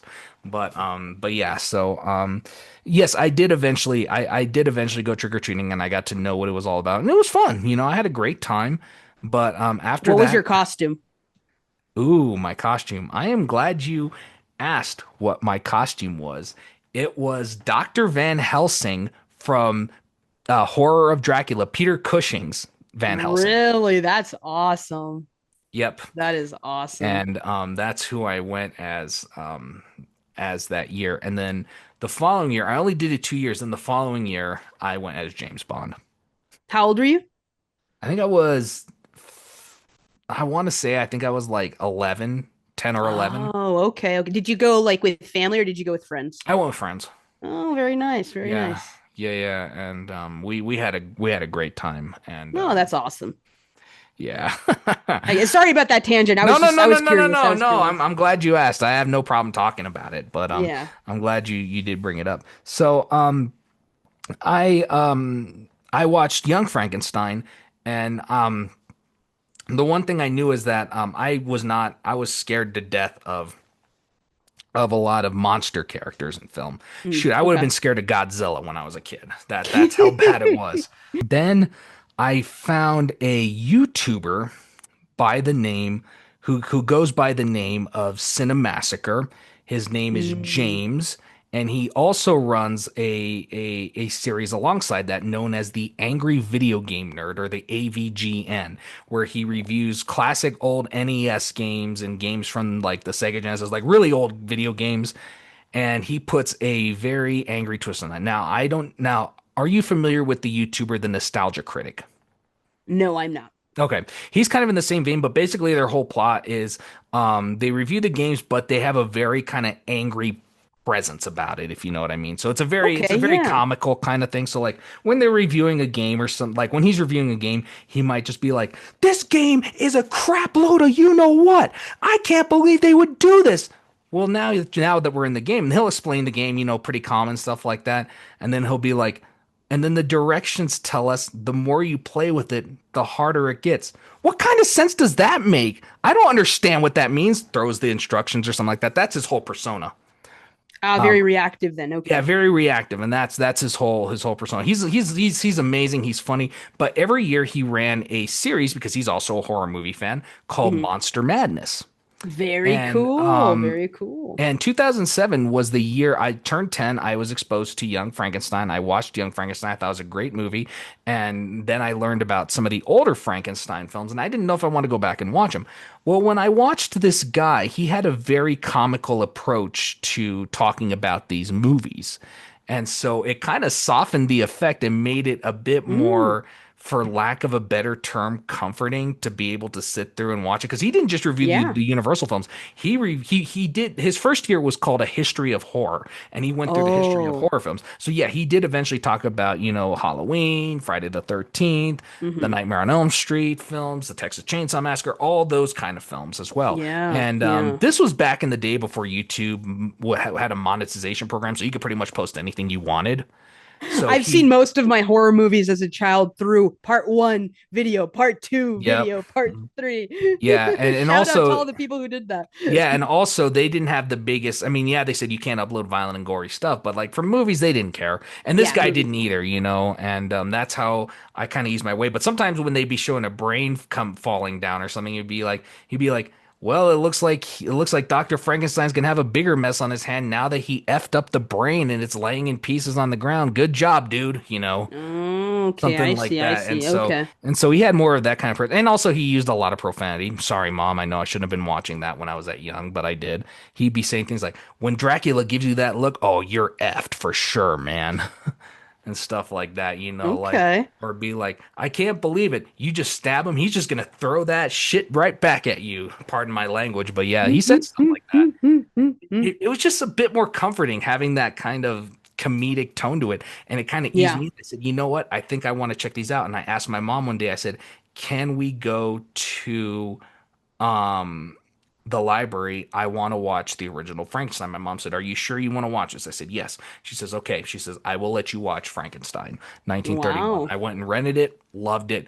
And then I learned that there's a sequel called Bride of Frankenstein. And so I was like, oh, can I watch that one too? My mom's like, yeah, sure. I watched Bride of Frankenstein. I fell in love at that point. And then I had to Wow. watch Okay. Dracula, and then I watched all of them. The rest is history Yeah, and then. then I the rest is see. history. So that's basically my history with it. Oh, that's awesome. Okay. Okay.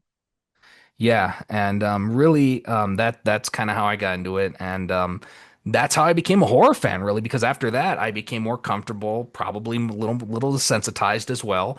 But Hmm. now I love horror. Now I can pretty much handle a lot of different things. I love zombie films. I love slasher films. I love it all. Yeah. Yeah.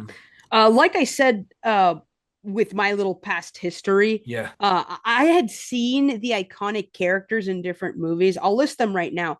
But watching the classic movies, I don't know, there's just something about it that just gives you the tone of where we were in horror 100 years ago. And I think that's so cool. And I'm so privileged to have been able to experience that in my late 20s because I'm actually able to comprehend the importance and the gravity of those films. Yeah. But I've seen modern interpretations, or I watched modern interpretations that sort of gave me an idea of what these classic films were, Mhm. but seeing the actual originals was mind blowing to me. Some of Mhm. them being, like I mentioned earlier, Hugh Jackman's Van Helsing. I was a huge fan of that when I was a Oh, kid. it's I a great remember film. I rented it like 4 weeks in a row. And then the Disney Channel Little Vampire that Yeah. introduced me to vampires, and I thought that was so cool.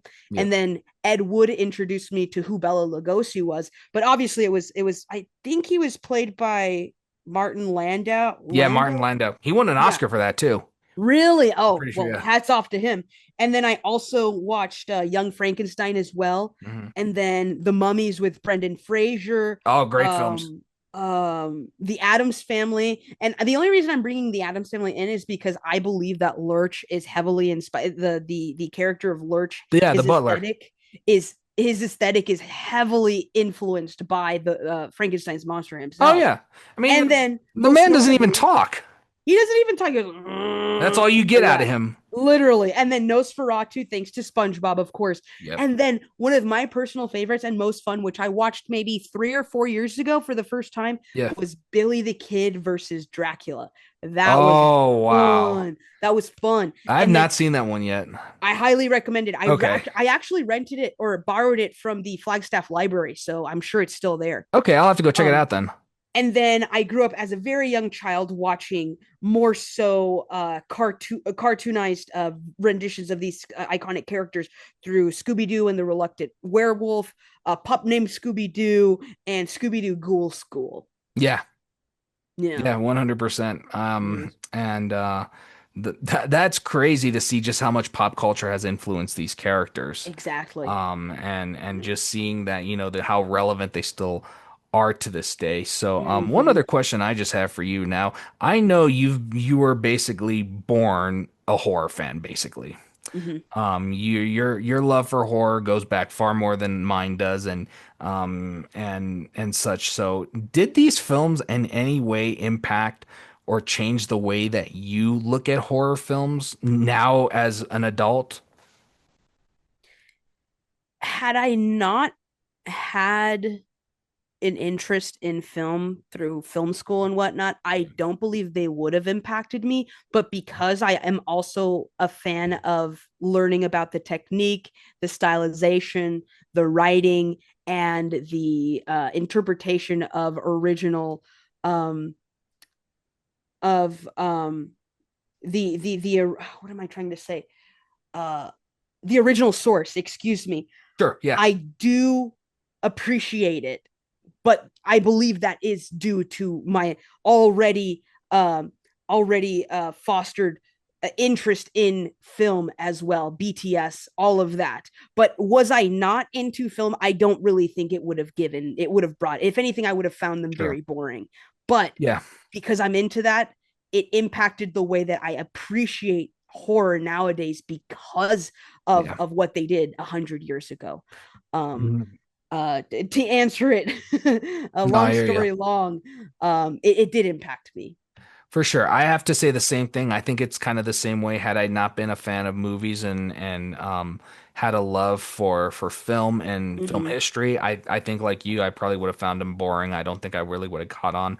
But Yeah. because I do and because I was exposed to a lot of these older things via my parents, I do have a appreciation and it did definitely Mm. impact me. One of the things that also showed me too is that horror is a vast genre. You know, it's not just one thing. It's not just one little thing. Like, you know, you'd be surprised that there are horror movies out there that don't have any blood, any gore, anything like that. And sometimes those are the scariest movies out there. Well, arguably, horror has the most amount of subgenres within it. And Yeah, a lot of people argue, well, this movie is a thriller. I'm like, yes, but guess what? Thrillers and suspense can be subgenres of horror, you know? that's why I tell people all the time Silence of the Lambs is a horror movie. They It's a always horror try to movie. say, and the reason I think they try to pass it off as a crime thriller is because it won so many Oscars. And people are like, there's no way that this can be a horror movie at this point. I'm like, no, it is a horror movie. Well, the definition of horror, a lot of people, it gets convoluted in not only the pop culture sense, but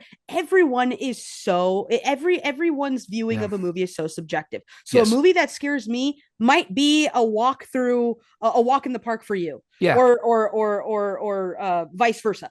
But at the end of the day, the intent of the creator is to elicit certain fear or suspense Yeah. or whatever. It's to elicit a specific emotion that isn't targeted to comedy or happiness. And usually that is what creates the realm of horror for Yeah. that specific movie. You know, it's the intention of the director. So maybe it didn't scare you, but the intention was to scare you. Therefore, it makes it a horror. Like technically, I'm not scared by any horror movie. Therefore, horror Yeah. movies don't exist by that definition. Yeah. You know, so Yeah, I was gonna say you're a pretty hardened viewer when it comes to it. Like, I mean, not a lot of stuff bothers me now, but I still have certain limits. Like, I know with you, like you can pretty much watch anything, and you're 100%. good. Yeah, Yeah. yeah, yeah. So, Yeah. uh, Granted, I hate to say this. I grew up in the era where Facebook, when it was untamed, you saw death every 5 seconds on your profile, well, I you know? mean, So Twitter basically picked that up now.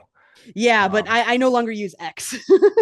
I same. I don't blame you. I don't have a Twitter. I will never have a Twitter. So don't look for us on Twitter, basically. Oh, you can Um, find me on Twitter, but I don't oh, use you're it. on. Okay, yeah, you Yeah. can exactly. That's why we have Instagram. Yeah, there you go. There you go. But also a lot of one thing I will say is I know for me and you already answered this so I'm not going to ask you this question because Okay. it did not, but for me this also kicked off my love for horror as well. Okay. That's fair, yeah. And so really because like I said I hated it, any little thing would put me off, bug, little blood, gore, small child, whatnot. It just felt really really strange. Oh, And yeah, so yeah, yeah. And basically it's kind of like, then finally I get into these films, and then I start easing my way into modern horror, and then now it's like I love it all. So Well, that's a good way of putting it. So, say you're a listener right now and you're not really into horror. I highly recommend delving into the Universal just because of how tame they are and how relevant they are to the time compared to now. I can understand why modern day horror can be a little bit more anxiety inducing and, yep. nightmare inducing. But Yes. if you start off with the classics, it might help you ease into what we now consider the greats. Exactly. And if that's all you can handle, then guess what? You're still a horror fan in my You're book, still a horror because fan. those are, we wouldn't have what we have now without those. So Yeah, it's really exactly. good. So one final question before we move on to our fun facts and trivia All right, segment. shoot. Who for you is more memorable, Boris Karloff or Bela Lugosi, and why? Karloff. Karloff. Karloff, because even before I had seen the movies, I saw his face everywhere on posters. You know, when it Mhm. comes to Bela Lugosi, I really only became familiar with him in 2015 when I watched Ed Wood. And even still, then Okay. I didn't really have a good understanding of who Bela Lugosi was because I really only saw the interpretation that Martin Landau did of him. I had an idea of his life and his legacy, but it didn't pique my interest enough to actually remember him. Yeah. Whereas Karloff, even without knowing his name directly, his face was ingrained into the face of the monster that he portrayed is still to this day ingrained in my head. Even had I not seen the movies, it would still be ingrained into my head. And I believe he has made a bigger pop cultural uh his significance in pop culture was a lot bigger than Bela Lugosi's because of his face, really. Gotcha. I'd have to agree, Karloff for me as well, because I associate Karloff with Universal Monster. I associate Lugosi with Mm-hmm. Dracula, but I associate Karloff with Universal monsters. Well said. Well And said. and I Yeah. associate him mostly with the monster genre as well. Yeah. Really kind of when you look at the whole thing, and Lugosi also, yeah, he had movies also. He was in White Zombie from that era too. Mm. He was in a lot of the Edgar Allan Poe stuff like The Black Cat, The Raven. But Karloff, I think for me is just he's the face, and also he is Frankenstein. When you, like I said, you Google Frankenstein, it's the first thing you're going to look up. Most of the parodies or things that are based off of Frankenstein are usually based off of Karloff's portrayal. Yeah, and whereas for me, my first introduction to Bela Lugosi was in Dracula, Yep. so it's not like I could tie him to that icon. For me, it was the narrator in Glen or Glenda Hmm. or in Plan 9 from Outer Space. Like I Yep. was saying, those Ed Wood movies. That's what brought Bela Lugosi into my life, and even then, it was still hard to wrap my head around him being Dracula. Yeah, for sure. And but I will say Lugosi is also iconic. There's no One way you thousand can't percent, that you one can say thousand like, percent. oh, he's just Dracula. No, Bela Lugosi is iconic. Yeah. There's no way you can do that. But Karloff for sure, I associate. I have to agree with you. Karloff is definitely the more iconic of the two. And that's something Um, I understand now. I mhm. am now a Bela Lugosi fan, but even prior to seeing Yeah. the movies, I was a Boris Karloff fan. Same. Yeah, yeah, yeah. Absolutely. I think that's really good stuff. Now we come to our favorite moment. We are back Ooh. with some spooky fun facts and trivia this Halloween. Fun facts and trivia. Ow. Oh, What a difference. thank you, thank you, thank you. You read my mind. I was gonna say it, and then you said it. I was like, should I say it? Should I I'm really catching say on. it? I'm catching You're on. catching on. You're There catching we on. You're go. you're doing great, my friend. So, would you like to go first, my friend? Sure, sure. All Absolutely. right. Let's hear. So I have five pretty cool fun facts that I hope blow your guys' Let's mind. do it. Let's do it. All right. Lon Chaney did almost all of his own transformative monster makeup, often causing himself real pain, like in the 1920s, The Penalty, where he bound his legs to appear amputated. Oof, That's imagine wild. imagine filming with your legs bound. Oh man, I that's dedication right there. Yep, My absolutely. second fun fact is another Lon Chaney fun fact. Mm. And in Lon Chaney's unmasking in The Phantom of the Opera 1925, reportedly caused some audience members to scream and faint, making it one of the earliest and most effective jump scares in cinema history. Well, let's be real. Not only was horror new, film was new. This was kind of in the birth of the film industry. So you have to figure Mm-hmm. like it's one thing looking at Quasimodo and being like, wow, this guy's horrifying and whatnot. And it's another thing even with Count Orlok and Nosferatu. Mm. But dang, when the Phantom was unmasked, I nearly crapped myself the first time I saw that. Just the eyes, the And makeup, the yeah, everything. yeah, exactly. Everything. Yep, it's an effective jump scare because it's not just like he's unmasked; he's unmasked and it's like Yeah. that, you know. With his eye. Oh, It's man. so it's perfect. Oh, yeah. Oh, Like yeah. I guarantee that'll jump scare even the hardest of horror fans to this Oh, day. yes. If they don't know what's coming, yeah. And shout out to those who've seen Disney's Phantom of the Megaplex, because that's pretty Yep. much one of the only jump scares in the movie, and it happens to be Lon Chaney's face. Yep, exactly. 100%. All right, fun fact number 3, we have Bela Lugosi's Dracula from 1931 popularized the vampire accent and cape, creating a visual template for every Halloween Dracula since, making vampire fashion icons of fear. That's where it Well, started, guys. well, even the Count from Sesame Street is based off of this dude. 1000%.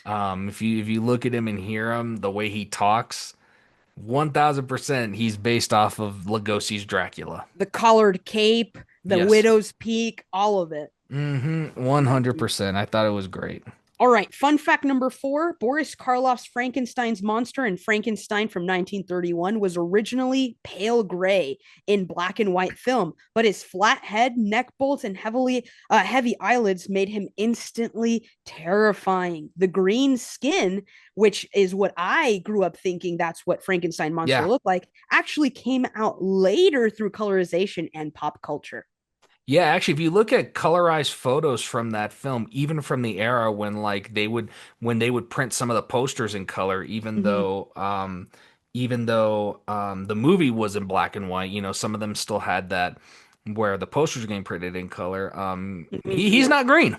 No, he's not. He's not green And if you whatsoever. remember watching cartoons as a kid, Frankenstein was always green, or Frankenstein's monster, 1 was always called Frankenstein, and 2 was green.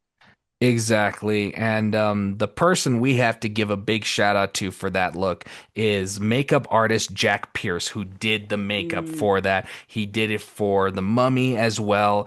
And without him, we would not have the iconic look. So we got to give him a hats off. Hats off, Mhm. exactly. And then for my final fun fact, Yeah. Universal Monsters and Hammer films prove that monsters are eternal. Every Halloween, Dracula, Frankenstein's monster, and the Wolfman rise again in costumes, decorations, pop culture, keeping century-old fears alive for new generations. And I don't see it dying anytime soon. No, in fact, the other day I was just at the supermarket and I saw a young boy who had a t-shirt on that had Frankenstein, Dracula, the Mhm. Wolfman, the Mummy, the Bride, and the Phantom. Oh, I'm I jealous of almost want that. no, I actually had to ask his mom where they got it, and she told him they went on a Universal Studios tour. I was like, I need to go on that tour. I want that shirt. Tell me about it. Tell me about it.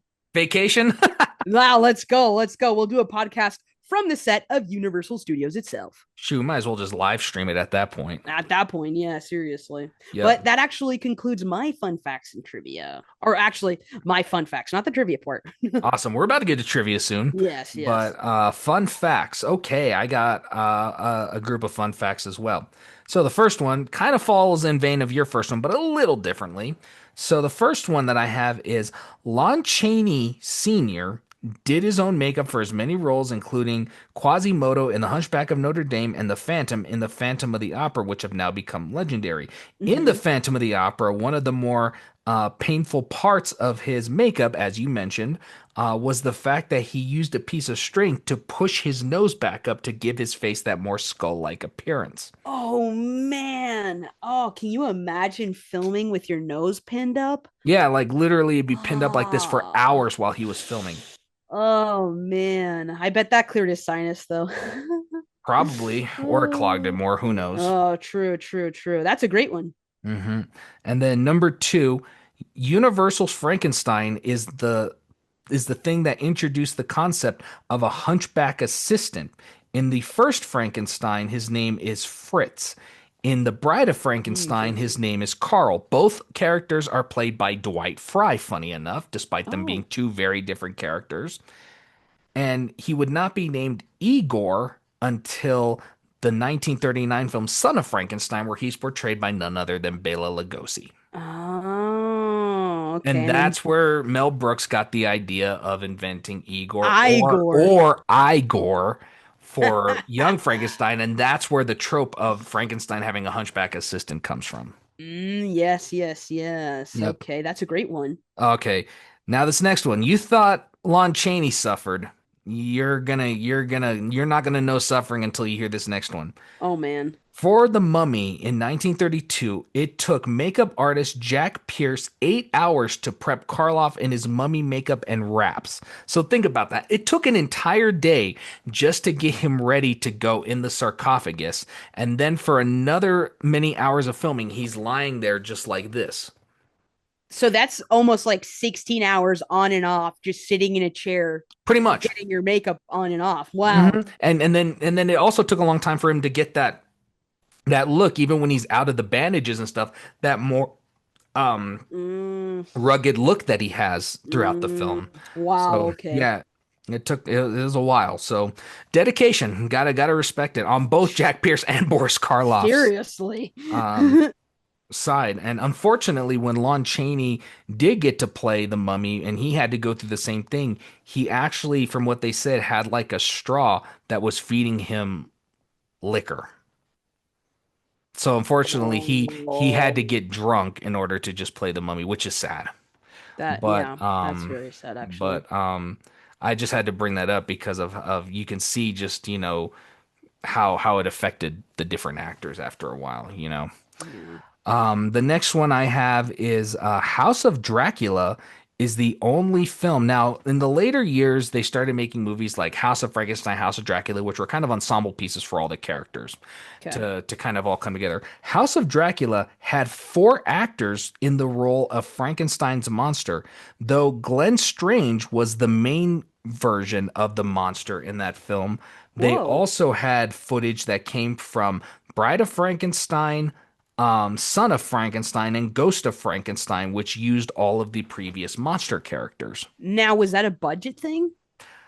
I do not know exactly how that all came into fruition. I think it was mostly just kind of showing just kind of flashbacks of what happened in the I past see. movies, despite the fact that none of these films have really any continuity aside from Frankenstein and Mm, Bride. okay. And, Okay. and technically Son, I guess, but I mean, there's a lot of changes too in Son. Mm, Because in Son of Frankenstein, the monster no longer talks. He goes back to being a mute. mm, Yep, yeah.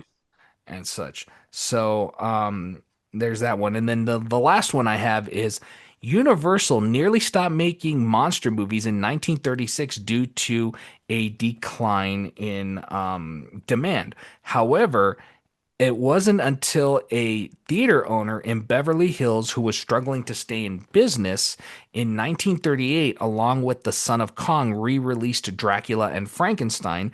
And it was a massive event because many people turned up and showed that monster films were still alive and well, that they added monster films back to their repertoire, and in 1939 released Son of Frankenstein.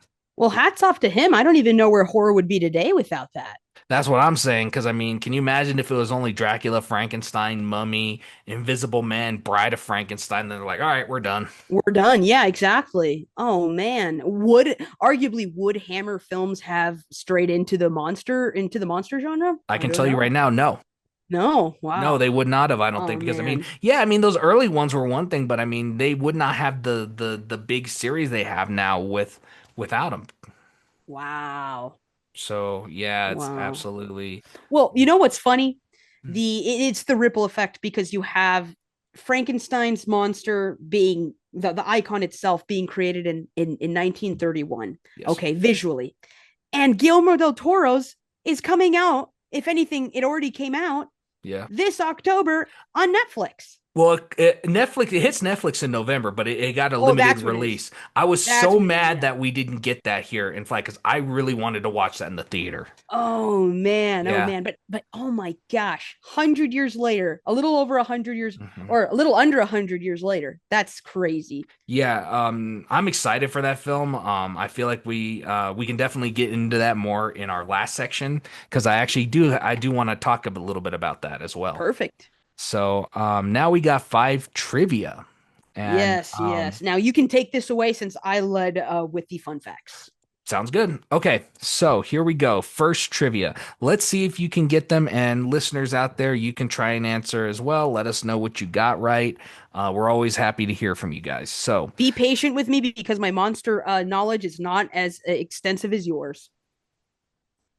ignore whatever she said. Okay, we're gonna move on. Um, no, we love you, Ramona. You know that. Okay. Okay, so the first one that I have is which of the big three Universal monster films had a second version that was entirely in Spanish? It's only one of them.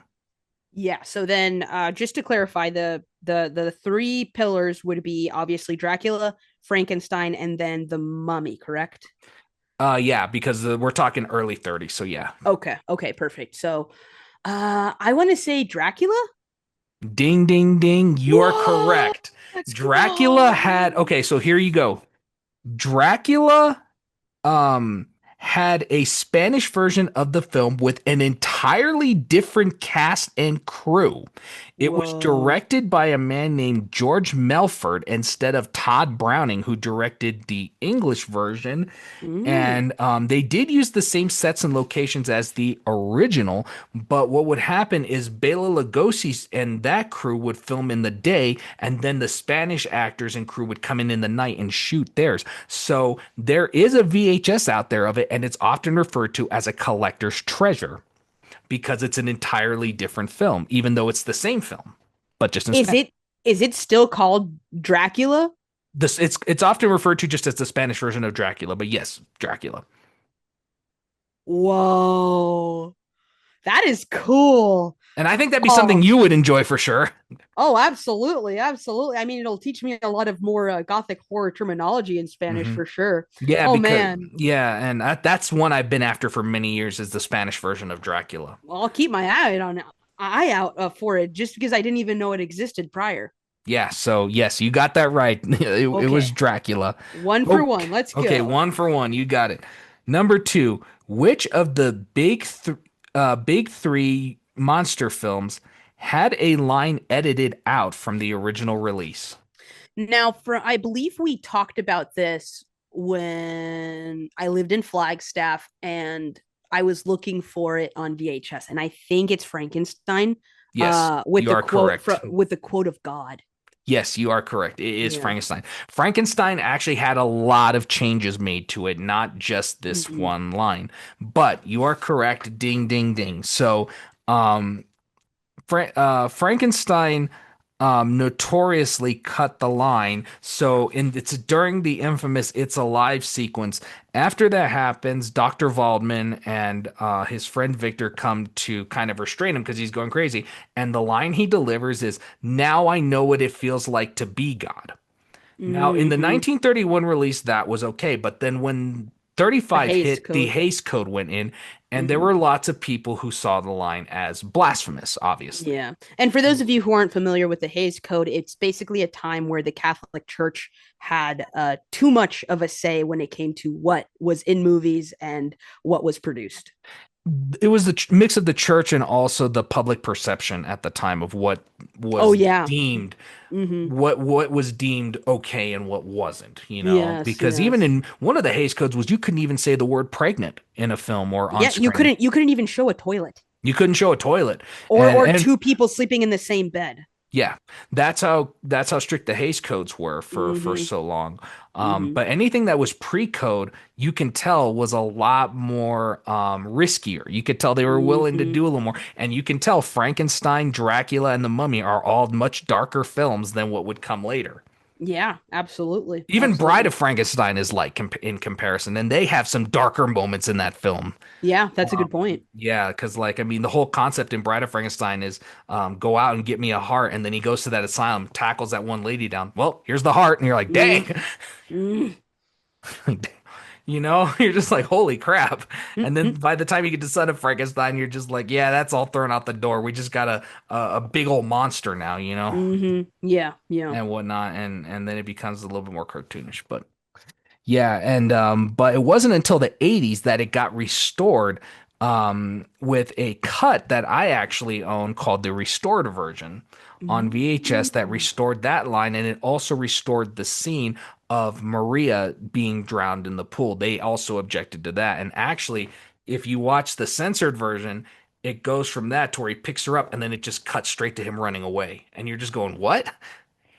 Whoa. Okay. Okay. So I assume then that copy is rare. It is. I mean, that's the Mhm. like OG VHS. I think you can only certain copies are available of that because most of them now contain the restored footage. Most of the Oh. original ones are on Betamax. So Whoa. you'd have to go back to a really old video format if you want to watch that Yeah. censored version. Yeah. Yeah. And, Wow. or a film reel. You have to be lucky if it still exists because most versions nowadays can contain the version that was seen in 1931. Okay. Okay. So yeah, that's that one. Okay, next one.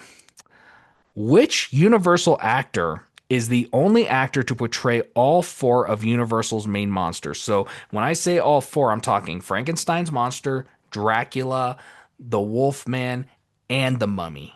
Is it Lon Chaney Jr.? Ding ding ding, it's Lon Chaney Jr. Man, you're getting all of these. I feel like I'm gonna be the one getting stumped. But yes, I think I Nah, think no, no. I think it's because I said the Wolfman and only one actor's played the Wolfman, I Yeah, realized. that's what gave it to me, That's what honestly. gave That's it what to gave it you. away. So yeah, yes, it's Lon Chaney Jr. Lon Chaney Jr. played Frankenstein's monster in The Ghost of Frankenstein, Dracula or Count Alucard in Son of Dracula, of course, the Wolfman, and the Mummy in the Mummy's Tomb. Wow.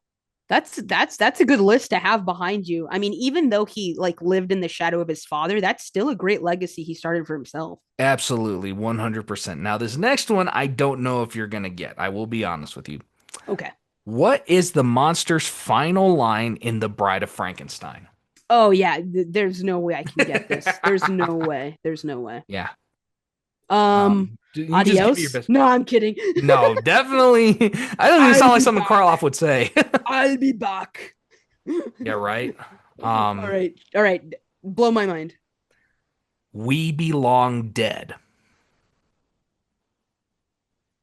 Oh man. So in the final scene of The Bride of Frankenstein, the bride rejects him. He's mad and he's about to pull the lever that's going to self-destruct the watchtower.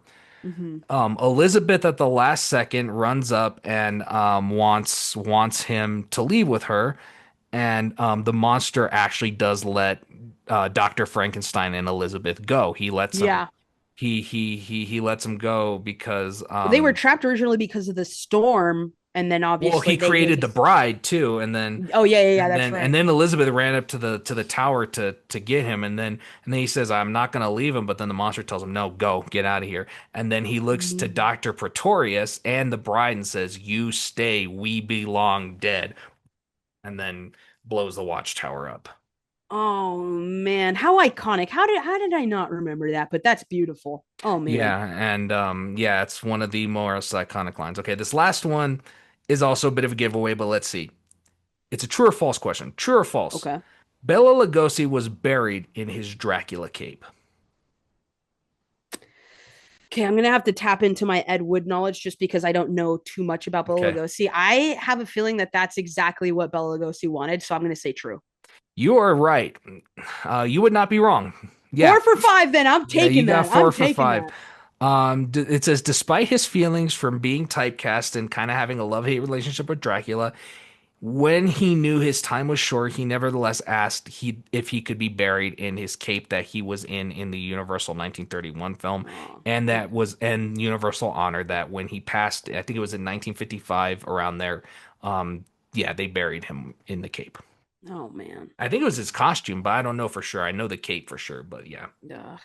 R.I.P. Bela Lugosi All right, rest in peace, Bela Lugosi and Boris Karloff and now, Boris and so Karloff. many others Yes, who yes, have passed exactly. away. Go and now, my friend, I understand you have some trivia for me. Oh, I first of all, I just wanted to commend you with those questions because those were brain teasers. I just happened to get lucky on some of them. Yeah, you got lucky on the majority of them, which There which we which go. it's great. It's great that you did, but let's see if I can hold up because when we were reviewing these earlier, I don't know for sure if I will. Okay, I'm not gonna lie. I don't think I would have known these either. Fair So, enough. Fair enough. Okay, all let's right. hear it. So, my first question is which Universal monster was the first to appear on screen in a shared universe crossover? In a shared universe crossover. Crossover So film, yeah. when we talk about that, is it a Universal monster film or is it something that came after? It seems to be Universal, and it was one of the first Universal monster mashups or Okay. creepy crossovers. Is it Frankenstein? Frankenstein's monster, yes, Yes. exactly, And exactly. let He me had guess, let me see if I can get the film too. I think okay. it's either Frankenstein meets the Wolfman or House of Frankenstein. Ding, ding, ding. 1943's Frankenstein meets the Yes. Let's go. Wolfman. Okay, I Let's got one. I go. got one. One for one, one for one. Yes. Okay, let's keep it going. Awesome. In 1931's Dracula, Bela Lugosi's iconic performance defined the vampire forever. But here's the twist the actor never bared his fangs on screen. Yes. How did he create one of the most terrifying vampire presences in cinematic history without ever showing his teeth? Shoot, there's a multitude of different ways he did that, but Exactly, exactly. List them. so the first one I'm thinking of is obviously he relied a lot more on kind of the character's charm and kind of the more Mm, sophistication of the character, as in, like, the more commanding presence of who Dracula is. He yeah, also, I think, relied a lot more on stage performance rather than like actual things you can see. exactly, exactly. And lastly, the big thing I can think of that he did is Lugosi seemed to rely a lot on what the aesthetics of the character as well, Mm-hmm. rather than the actual like blood sucking part of the vampire. Yes. But he still establishes that well because we do see moments where he is going for someone's neck. We do Mm-hmm. see him we don't see him transform, but we see him in bat form. Mm-hmm. And we Yes. also get to see that he is scared away by things like a crucifix, especially in the scene Yes. when When he he's cuts talking to Van himself. Helsing, and when he cuts himself, and he Yeah. doesn't like the mirrors because Mm-hmm. when Van Helsing kind of says, "A moment ago, I noticed something very strange in particular. I want to show you something," and he hits the mirror out of his hands. Oh, I'm so sorry, sir. I don't really like mirrors. I am more of, he kind of does that whole thing. So, Well, yes, that's an A+ answer. okay, did I Um, get it right? yes, because the answer that I was given was more general, as in Okay. through his voice, his posture, Okay. his intense gaze, Yep. and the dramatic cape. So everything physical that you described was Okay. literally what brought out the monster in him, and not necessarily, like you said, the blood, the gore, the action itself. Yeah, absolutely. Okay, you're Okay. 2 for 2. You're Two two for for two. two. Let's All go. right. Let's keep going. Hammer Films revitalized Gothic horror in the 1950s with vibrant color and more graphic content. Which actor became the face of Dracula? Oh That's a hard boy. one. Oh boy. I That's a think, brain oh my teaser. gosh. I think he became one of the most popular actors in the 90's and 2000s. He worked a lot with Tim Burton, he worked a lot Mhm. with Peter Jackson, and he worked a lot with Mr. George Lucas as well, playing Mhm. some of the most iconic characters known Mhm. as Lord Sauron, Count Mhm. Dooku, and Mhm. wait, what's Tim Burton? Well, he's in a lot of Tim Burton's movies, but Yes. and also he was also Lord Summerisle in The Wicker Man. Is it one Sir Christopher Lee? Ding, ding, ding, All ding. You're 3 for 3, my right, let's go, friend. let's go, let's go, Let's go. So let's one, go. two, three. Okay. Uh, I have to tally now my score. no, I had to count the questions because unfortunately I didn't number them. Okay, Oh, okay, okay. I so get now you. to question four. Yes, let's In get it. Bride of Frankenstein from 1935, Mm. what unconventional filming technique did director James Wales use to make the laboratory lightning storm feel chaotic and otherworldly? Okay, this is the one I don't think I'm gonna get because I'm used to James Whale's camera work more so with like his unconventional Mm-hmm. angling as well as his quick zooms as well. Well, not quick zooms, but close-ups, very extreme close-ups and Okay. whatnot. We're talking lightning, right? Mm-hmm. Oh, Don't overthink it. okay. I gotta remember. Shoot, it's been a minute since. If I had watched Gods and Monsters sooner, I probably would know it. Okay. Um, I yield. I don't know. Simple answer, multiple light sources, Oh, unsynchronized lighting, and flickering shadows. So back to the bare okay. basics. Okay, so flickering shadows I did know, but I had thought that he had used another thing to achieve some of the lightning strikes. That's what I No, was it's just thinking. lighting. It's Okay, all just because in lighting. Bride, I know there's a scene where lightning actually strikes one of the kites. Okay. So that's Okay. what I was thinking of. So I thought Okay. that's what we were talking about, like the actual. That's Okay. it's a tricky question, so I'll give you Okay. zero point 0.5 for that one. Okay. Okay. Okay. And for my final question, Mhm. Universal's monster films often use practical effects.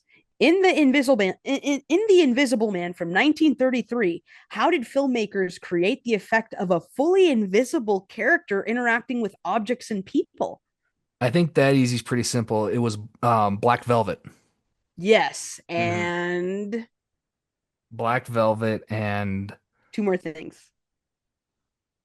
Black Velvet's the main one that I know. Mhm.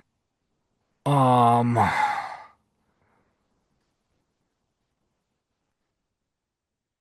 The second one is more of a photography technique. okay, okay. Was it lighting the way they lit the set? The exposure, double The exposure exposure. in the Okay. camera I knew it itself, had to do something at that. I was like it had to be lighting or exposure. Okay, exposure. and then handmade wire work, Oh, that one I holding didn't up. know. That one I Yeah, did not know. Okay. yeah, yeah. Well, that would make sense for the infamous "Here we go gathering nuts in May, nuts Yep, in May." Okay, yep. It's puppetry. It's real, just yeah. puppetry. Yeah, if you all don't know what I'm talking about, you're gonna see that right now. Here we go gathering nuts in May, nuts in May, nuts in May. Here we go gathering nuts in May on a cold and frosty morning. So, Yes. great stuff though. Wow, really good fun facts and trivia section. 4.5, my friend. That's a good one. 4.5, that's pretty Yeah, good. You yeah. got you got four.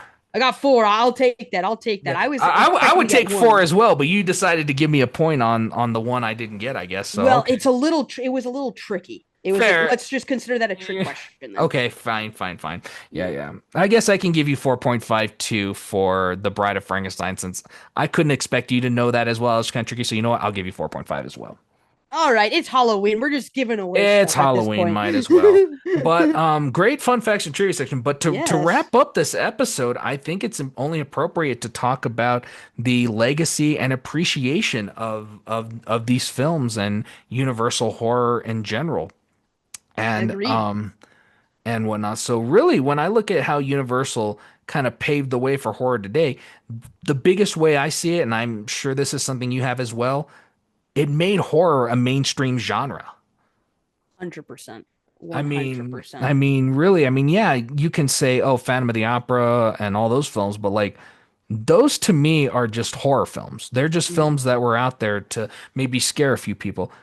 Horror was just something that like, oh, it's a scary movie. It's this actually made it a genre. This actually Mhm. made it to where it's like, yeah, I want to go to the theater and be scared. I want to Yes. see what they can do. I want to see if I can sit through this film.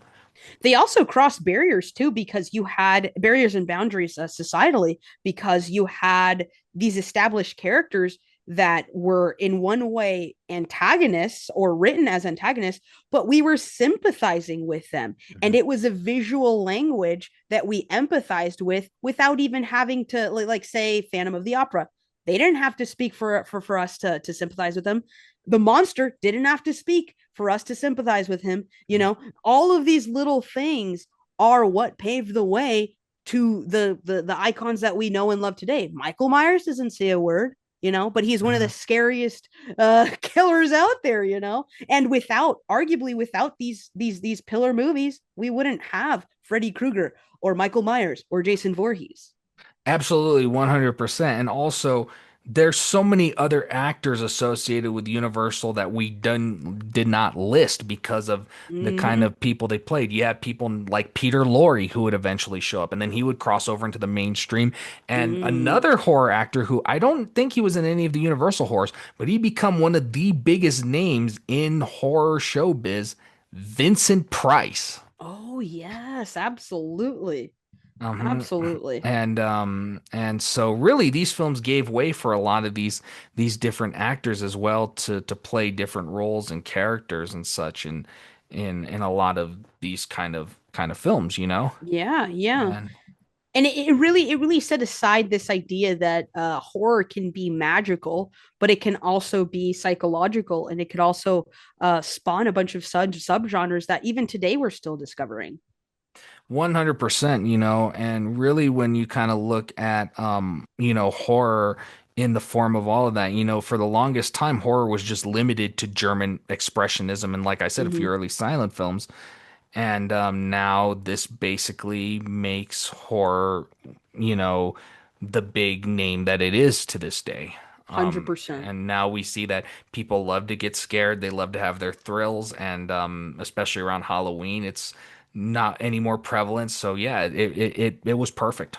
And now, why do you think these films are so loved to this day, and how are they finding new audiences?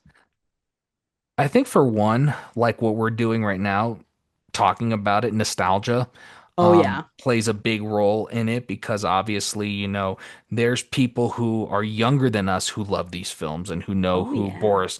They may not know the name of Boris Karloff or Bela Lugosi, but when they pull up a photo of who they're going to be for Halloween, they say, "We're going to be I'm going to be Frankenstein's monster." What's the image they're going to The likely image show is you? ingrained. The Yes, image is yes. ingrained, absolutely.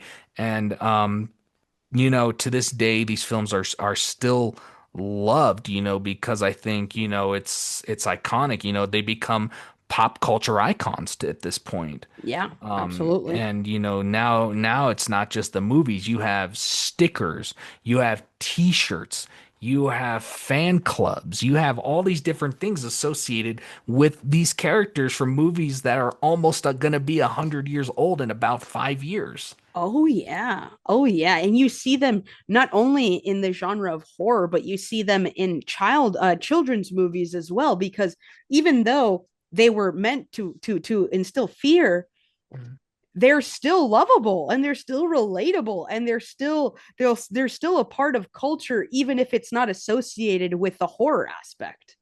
100%. And really, I think a lot of these characters, you know, when you look, especially if you look at like Karloff and Lugosi, they're the prime faces and the Mm-hmm. basis for, you know, other interpretations. Yeah. Even Bram Stoker's Dracula from 1992 uses some of Lugosi's look and dialogue to a good extent. I Mm, mean, it's its own thing, but it still kind of uses some of that, you know, it uses the infamous Children of the Night, I don't drink the wine, little things like that, yeah. you know, Yeah. that Lugosi did, even though Gary Oldman made it his own portrayal, which I thought was amazing as well.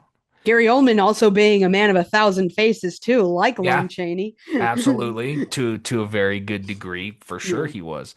Yeah. Um, But yeah, I think really that's why these films are still loved is there's still a Mm-hmm. demand. I think people just love monster movies. They're likable, they're relatable, and a lot of people, you know, to this day, they're on so many different formats, you know, Mm-hmm. that Mm-hmm. that they kind of exist for every generation. To show you real quick, I have VHS copies of both Frankenstein and The Bride of Frankenstein. Ooh, those are beauties. Yeah, and these are part of the Universal Studios Monsters Classic Collection. So at the beginning of these tapes, and also by the way, I do have Dracula as well. I'm hoping to collect the whole series on VHS in this format if I can. That's awesome. I'm hoping to get the Mummy eventually. I'm hoping to get the Invisible Man, Creature from the Hmm. Black Lagoon, all the rest of these. As many of them as I can because these are fantastic films, and they're all from a place called Movie Gallery, which I think is awesome that they still have the stickers on here from the store. Yeah.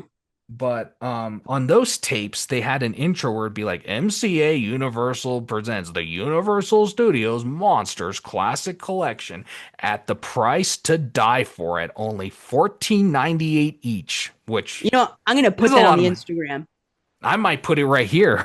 Oh, do it. MCA Universal Home Video announces the Universal Studios Monsters Classic Collection. Now at the spooktacular price of $14.98 each. Suggested retail. Classic monster titles with a haunting new look at a price to die for. I'm just going to ask you here, what do these films mean to you? And I know obviously you were a horror fan before these films, but how have they kind of shaped or how have they kind of changed maybe the way you kind of look at horror movies? So they were for me, like I said, I watched them within these past couple of years. They were a gateway to emotional intelligence seen cinematically. Mhm. And that's something that the horror that I grew up on lacked. It was shock value, it was gore, it was this, it was that. Mhm. But these films reminded me that intellectual genres can coexist within the horror Yeah. realm.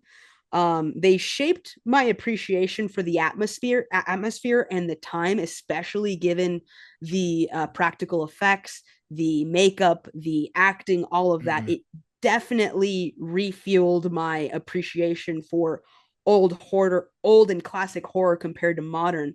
But I realize now that many themes and tropes that we see in modern day horror production studios and their movies come from them. So it only makes sense that I appreciate and honor the predecessors of the specific production companies that I know and love today.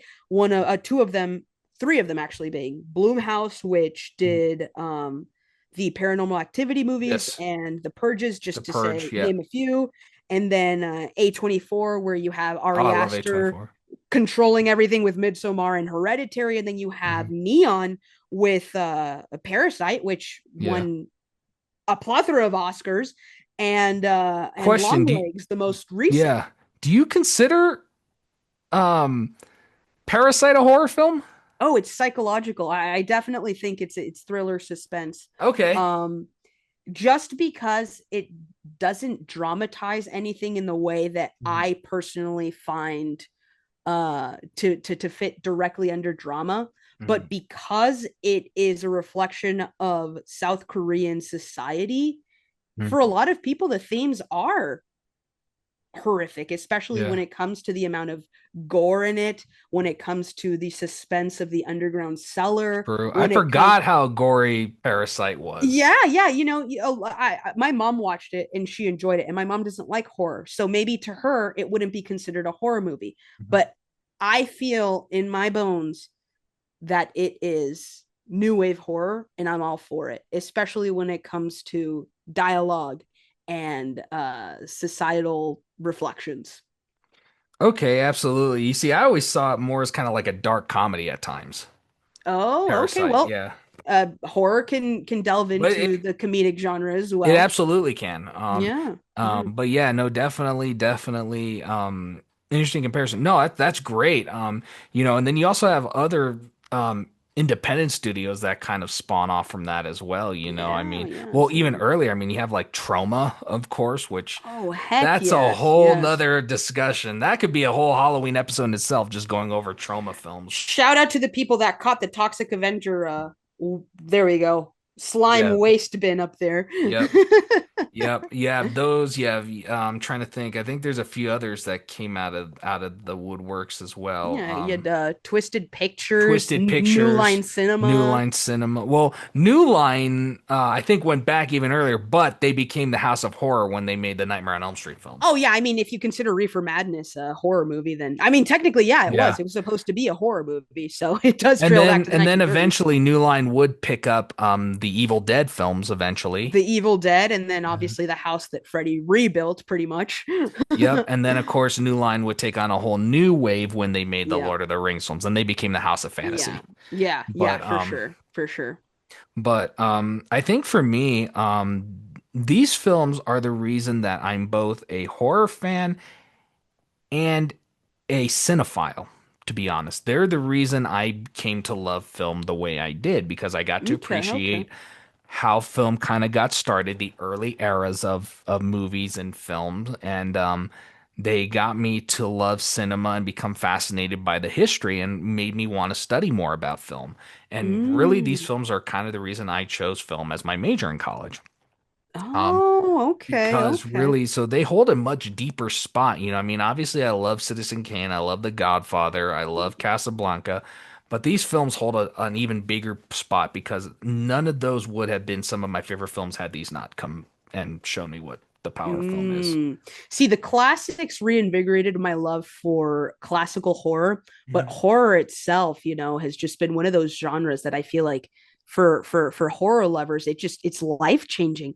And to go back to one of the uh, modern day directors who was heavily influenced by Hammer films, who was also influenced by the classic Universal horrors, is Guillermo del Toro's Pan's Yes. Labyrinth, and Oh, I that's love Pan's Labyrinth. that's what got me into the idea of making horror movies Yeah. in the future. So, were it not for the Universal classics, even though they didn't directly affect my love for horror, it still directed the director who inspired me. Absolutely. Now, really quick before we get to our last little part here on tributes and stuff, I want to ask you, what are your thoughts on, speaking of Guillermo del Toro, what are your thoughts of Guillermo del Toro's Frankenstein that's going to be coming out soon? So I don't really know anything about it, and I want to keep it that way just so that I don't psych myself out, Okay. because I know that Guillermo del Toro is a genius, but I also don't really know how he handles classic literature in this way. So it's up in the air for me. I am open to it. I don't know if I'm going to love it, but because it is Guillermo del Toro, I'm sure my bias will Mhm. will surpass that. So we'll see. What about you? Judging from some of the artwork and from the trailer that I've seen, it seems like it's going to be more of a book adaptation, more what do you call it?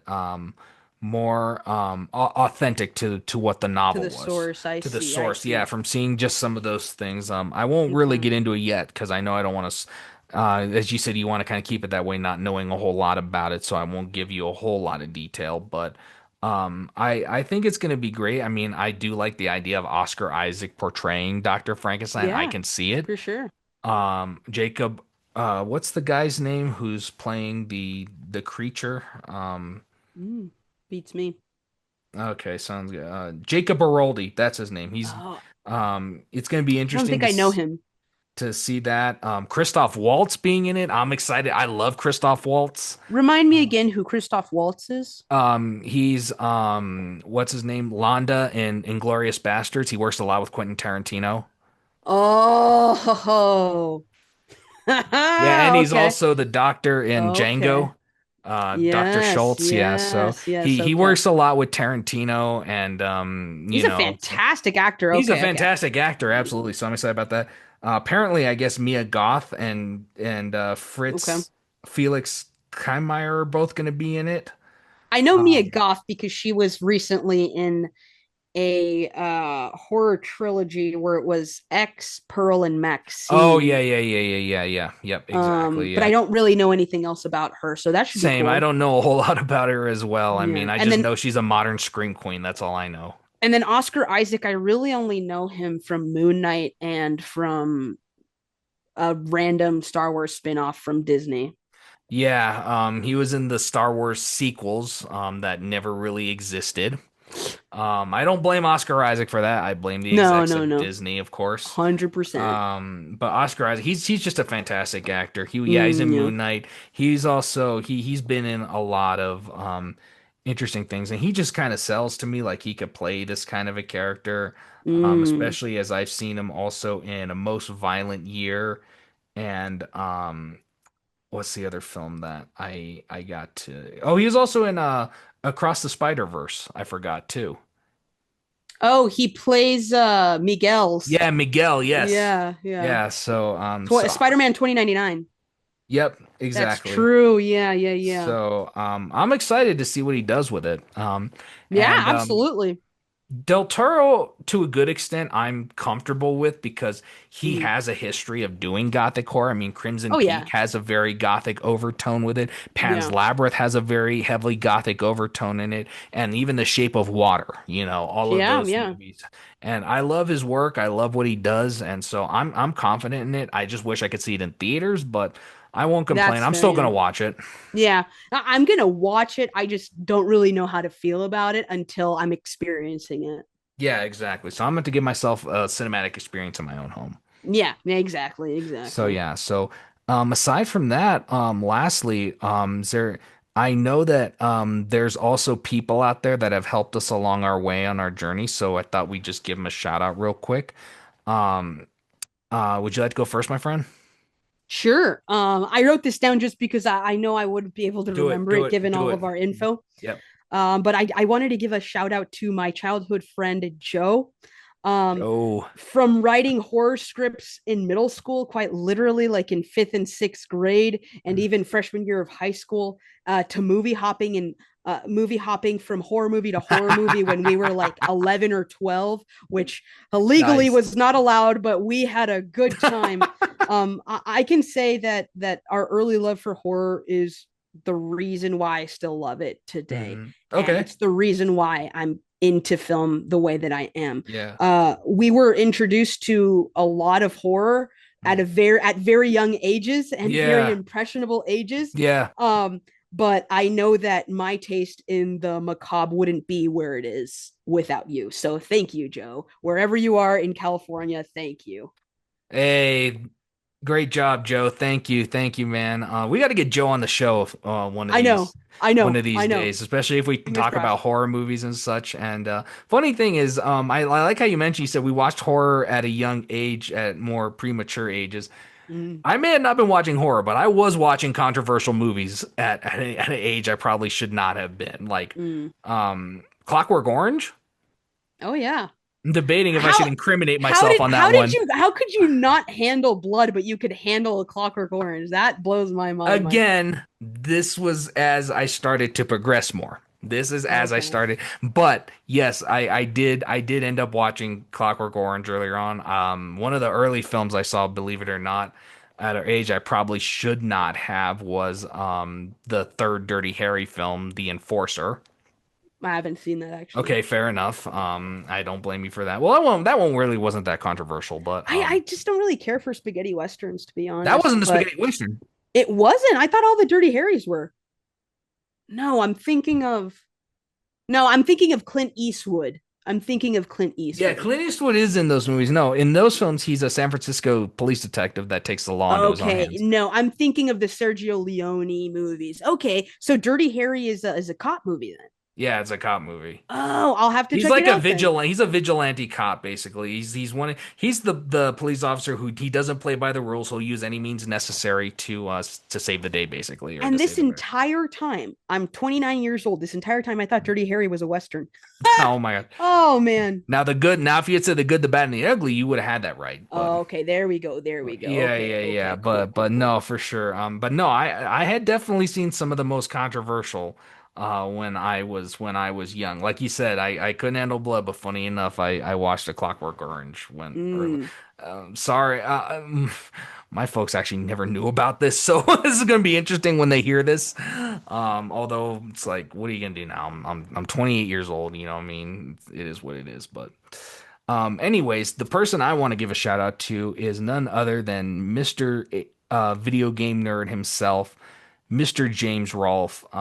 You are the reason I am a horror fan. You are the reason that I got to see these films early on, and it's because of your wit and your way of reviewing a film that you made me more comfortable with the genre. And now I'm at a point where I love horror, and it goes beyond just watching the bloodless films of the 30s to the point where now I'm basically painting my blood in screen and painting my TV in blood. Mm-hmm.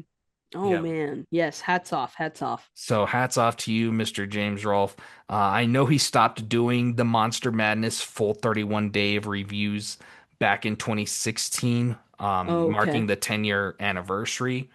Well, technically, I guess you could say 9, but 10 because technically, if you count and you go 2007, 8, 9, 10 like that, it I would be see. I 10. see. So, yeah. So, but he still keeps it alive in different forms. This year, actually, he's doing screams not on screen. So, basically, October traditions like Halloween costumes, trick or treating, candy, all that kind of stuff. Oh, I love So that. I like that he's taking a new twist on it, although um, I would like to hear his take eventually. Never mind. He probably won't watch them, but I wanted to see if he would have a take on like more exploitation, like Mondo films or stuff like that. But I don't know if he'll ever cross Mm, into that territory, which I which see. understandably I can understand that. And now you can see I'm even I'm even a fan of those movies. Mm-hmm. So you can see how far I've evolved since then. Mm-hmm. Yes, So yes. absolutely. Well, other than that, great episode, my friend. I think this was one of my favorites because Yeah, me too. we got to talk about some things we absolutely loved, and Universal, you will always play a special part in our hearts, and we love you guys forever, and we can't wait to see what you do next, and maybe one day we could get modern iterations of these films as well. Yeah. Somebody could come through and maybe we'll do it. Maybe we'll Yeah. do it. Hey Joe, we'll get you in on this. We'll do some modern adaptations of these old films in the same style, in the same series, but we'll incorporate the things we love as well. Like There you go. we will make them violent, we'll make them bloody, we'll make them gory. We'll do the things that they couldn't do. Maybe it'll be a mix of Universal and Hammer. Yeah. Universal meets Hammer. There you go. There you go. I'm all Yeah, for it. absolutely, my friend. So, with that, do you have anything to say before I take us out? Have a safe and happy Halloween, everyone. Absolutely. You heard the Queen Witch herself. So, with that, I just want to say thank you for listening to this episode of Rewind Room. We absolutely had a blast talking about these Yeah. films. You can just want to remind you guys to here, if you're listening to this on YouTube, please follow us, give us a like, and subscribe to our channel, and make sure you hit that little bell down below so you can be notified about all the things we're doing, because on this channel we are planning on more than just uploading podcast episodes. We're hoping to get lives going. We're hoping to maybe do some other kinds of things. I think it'd be cool to expand as well. So please stay subscribed to our channel here. You can hear every episode of Rewind Room, but also we are on every podcasting service possible. We are on Spotify, we are on Apple, we are on Deezer, we're on Amazon, we're on Audible. We're on so many different forms that you could probably find us on pretty much nearly everyone. Outcast as well. So make sure to go follow us wherever you guys get your podcasts. And I can't wait to see what we do in the future. With that, folks, my name is Jon. And I'm Ramona. And we will catch you all on the Rewind. Happy Halloween, everyone. And we will see you in November.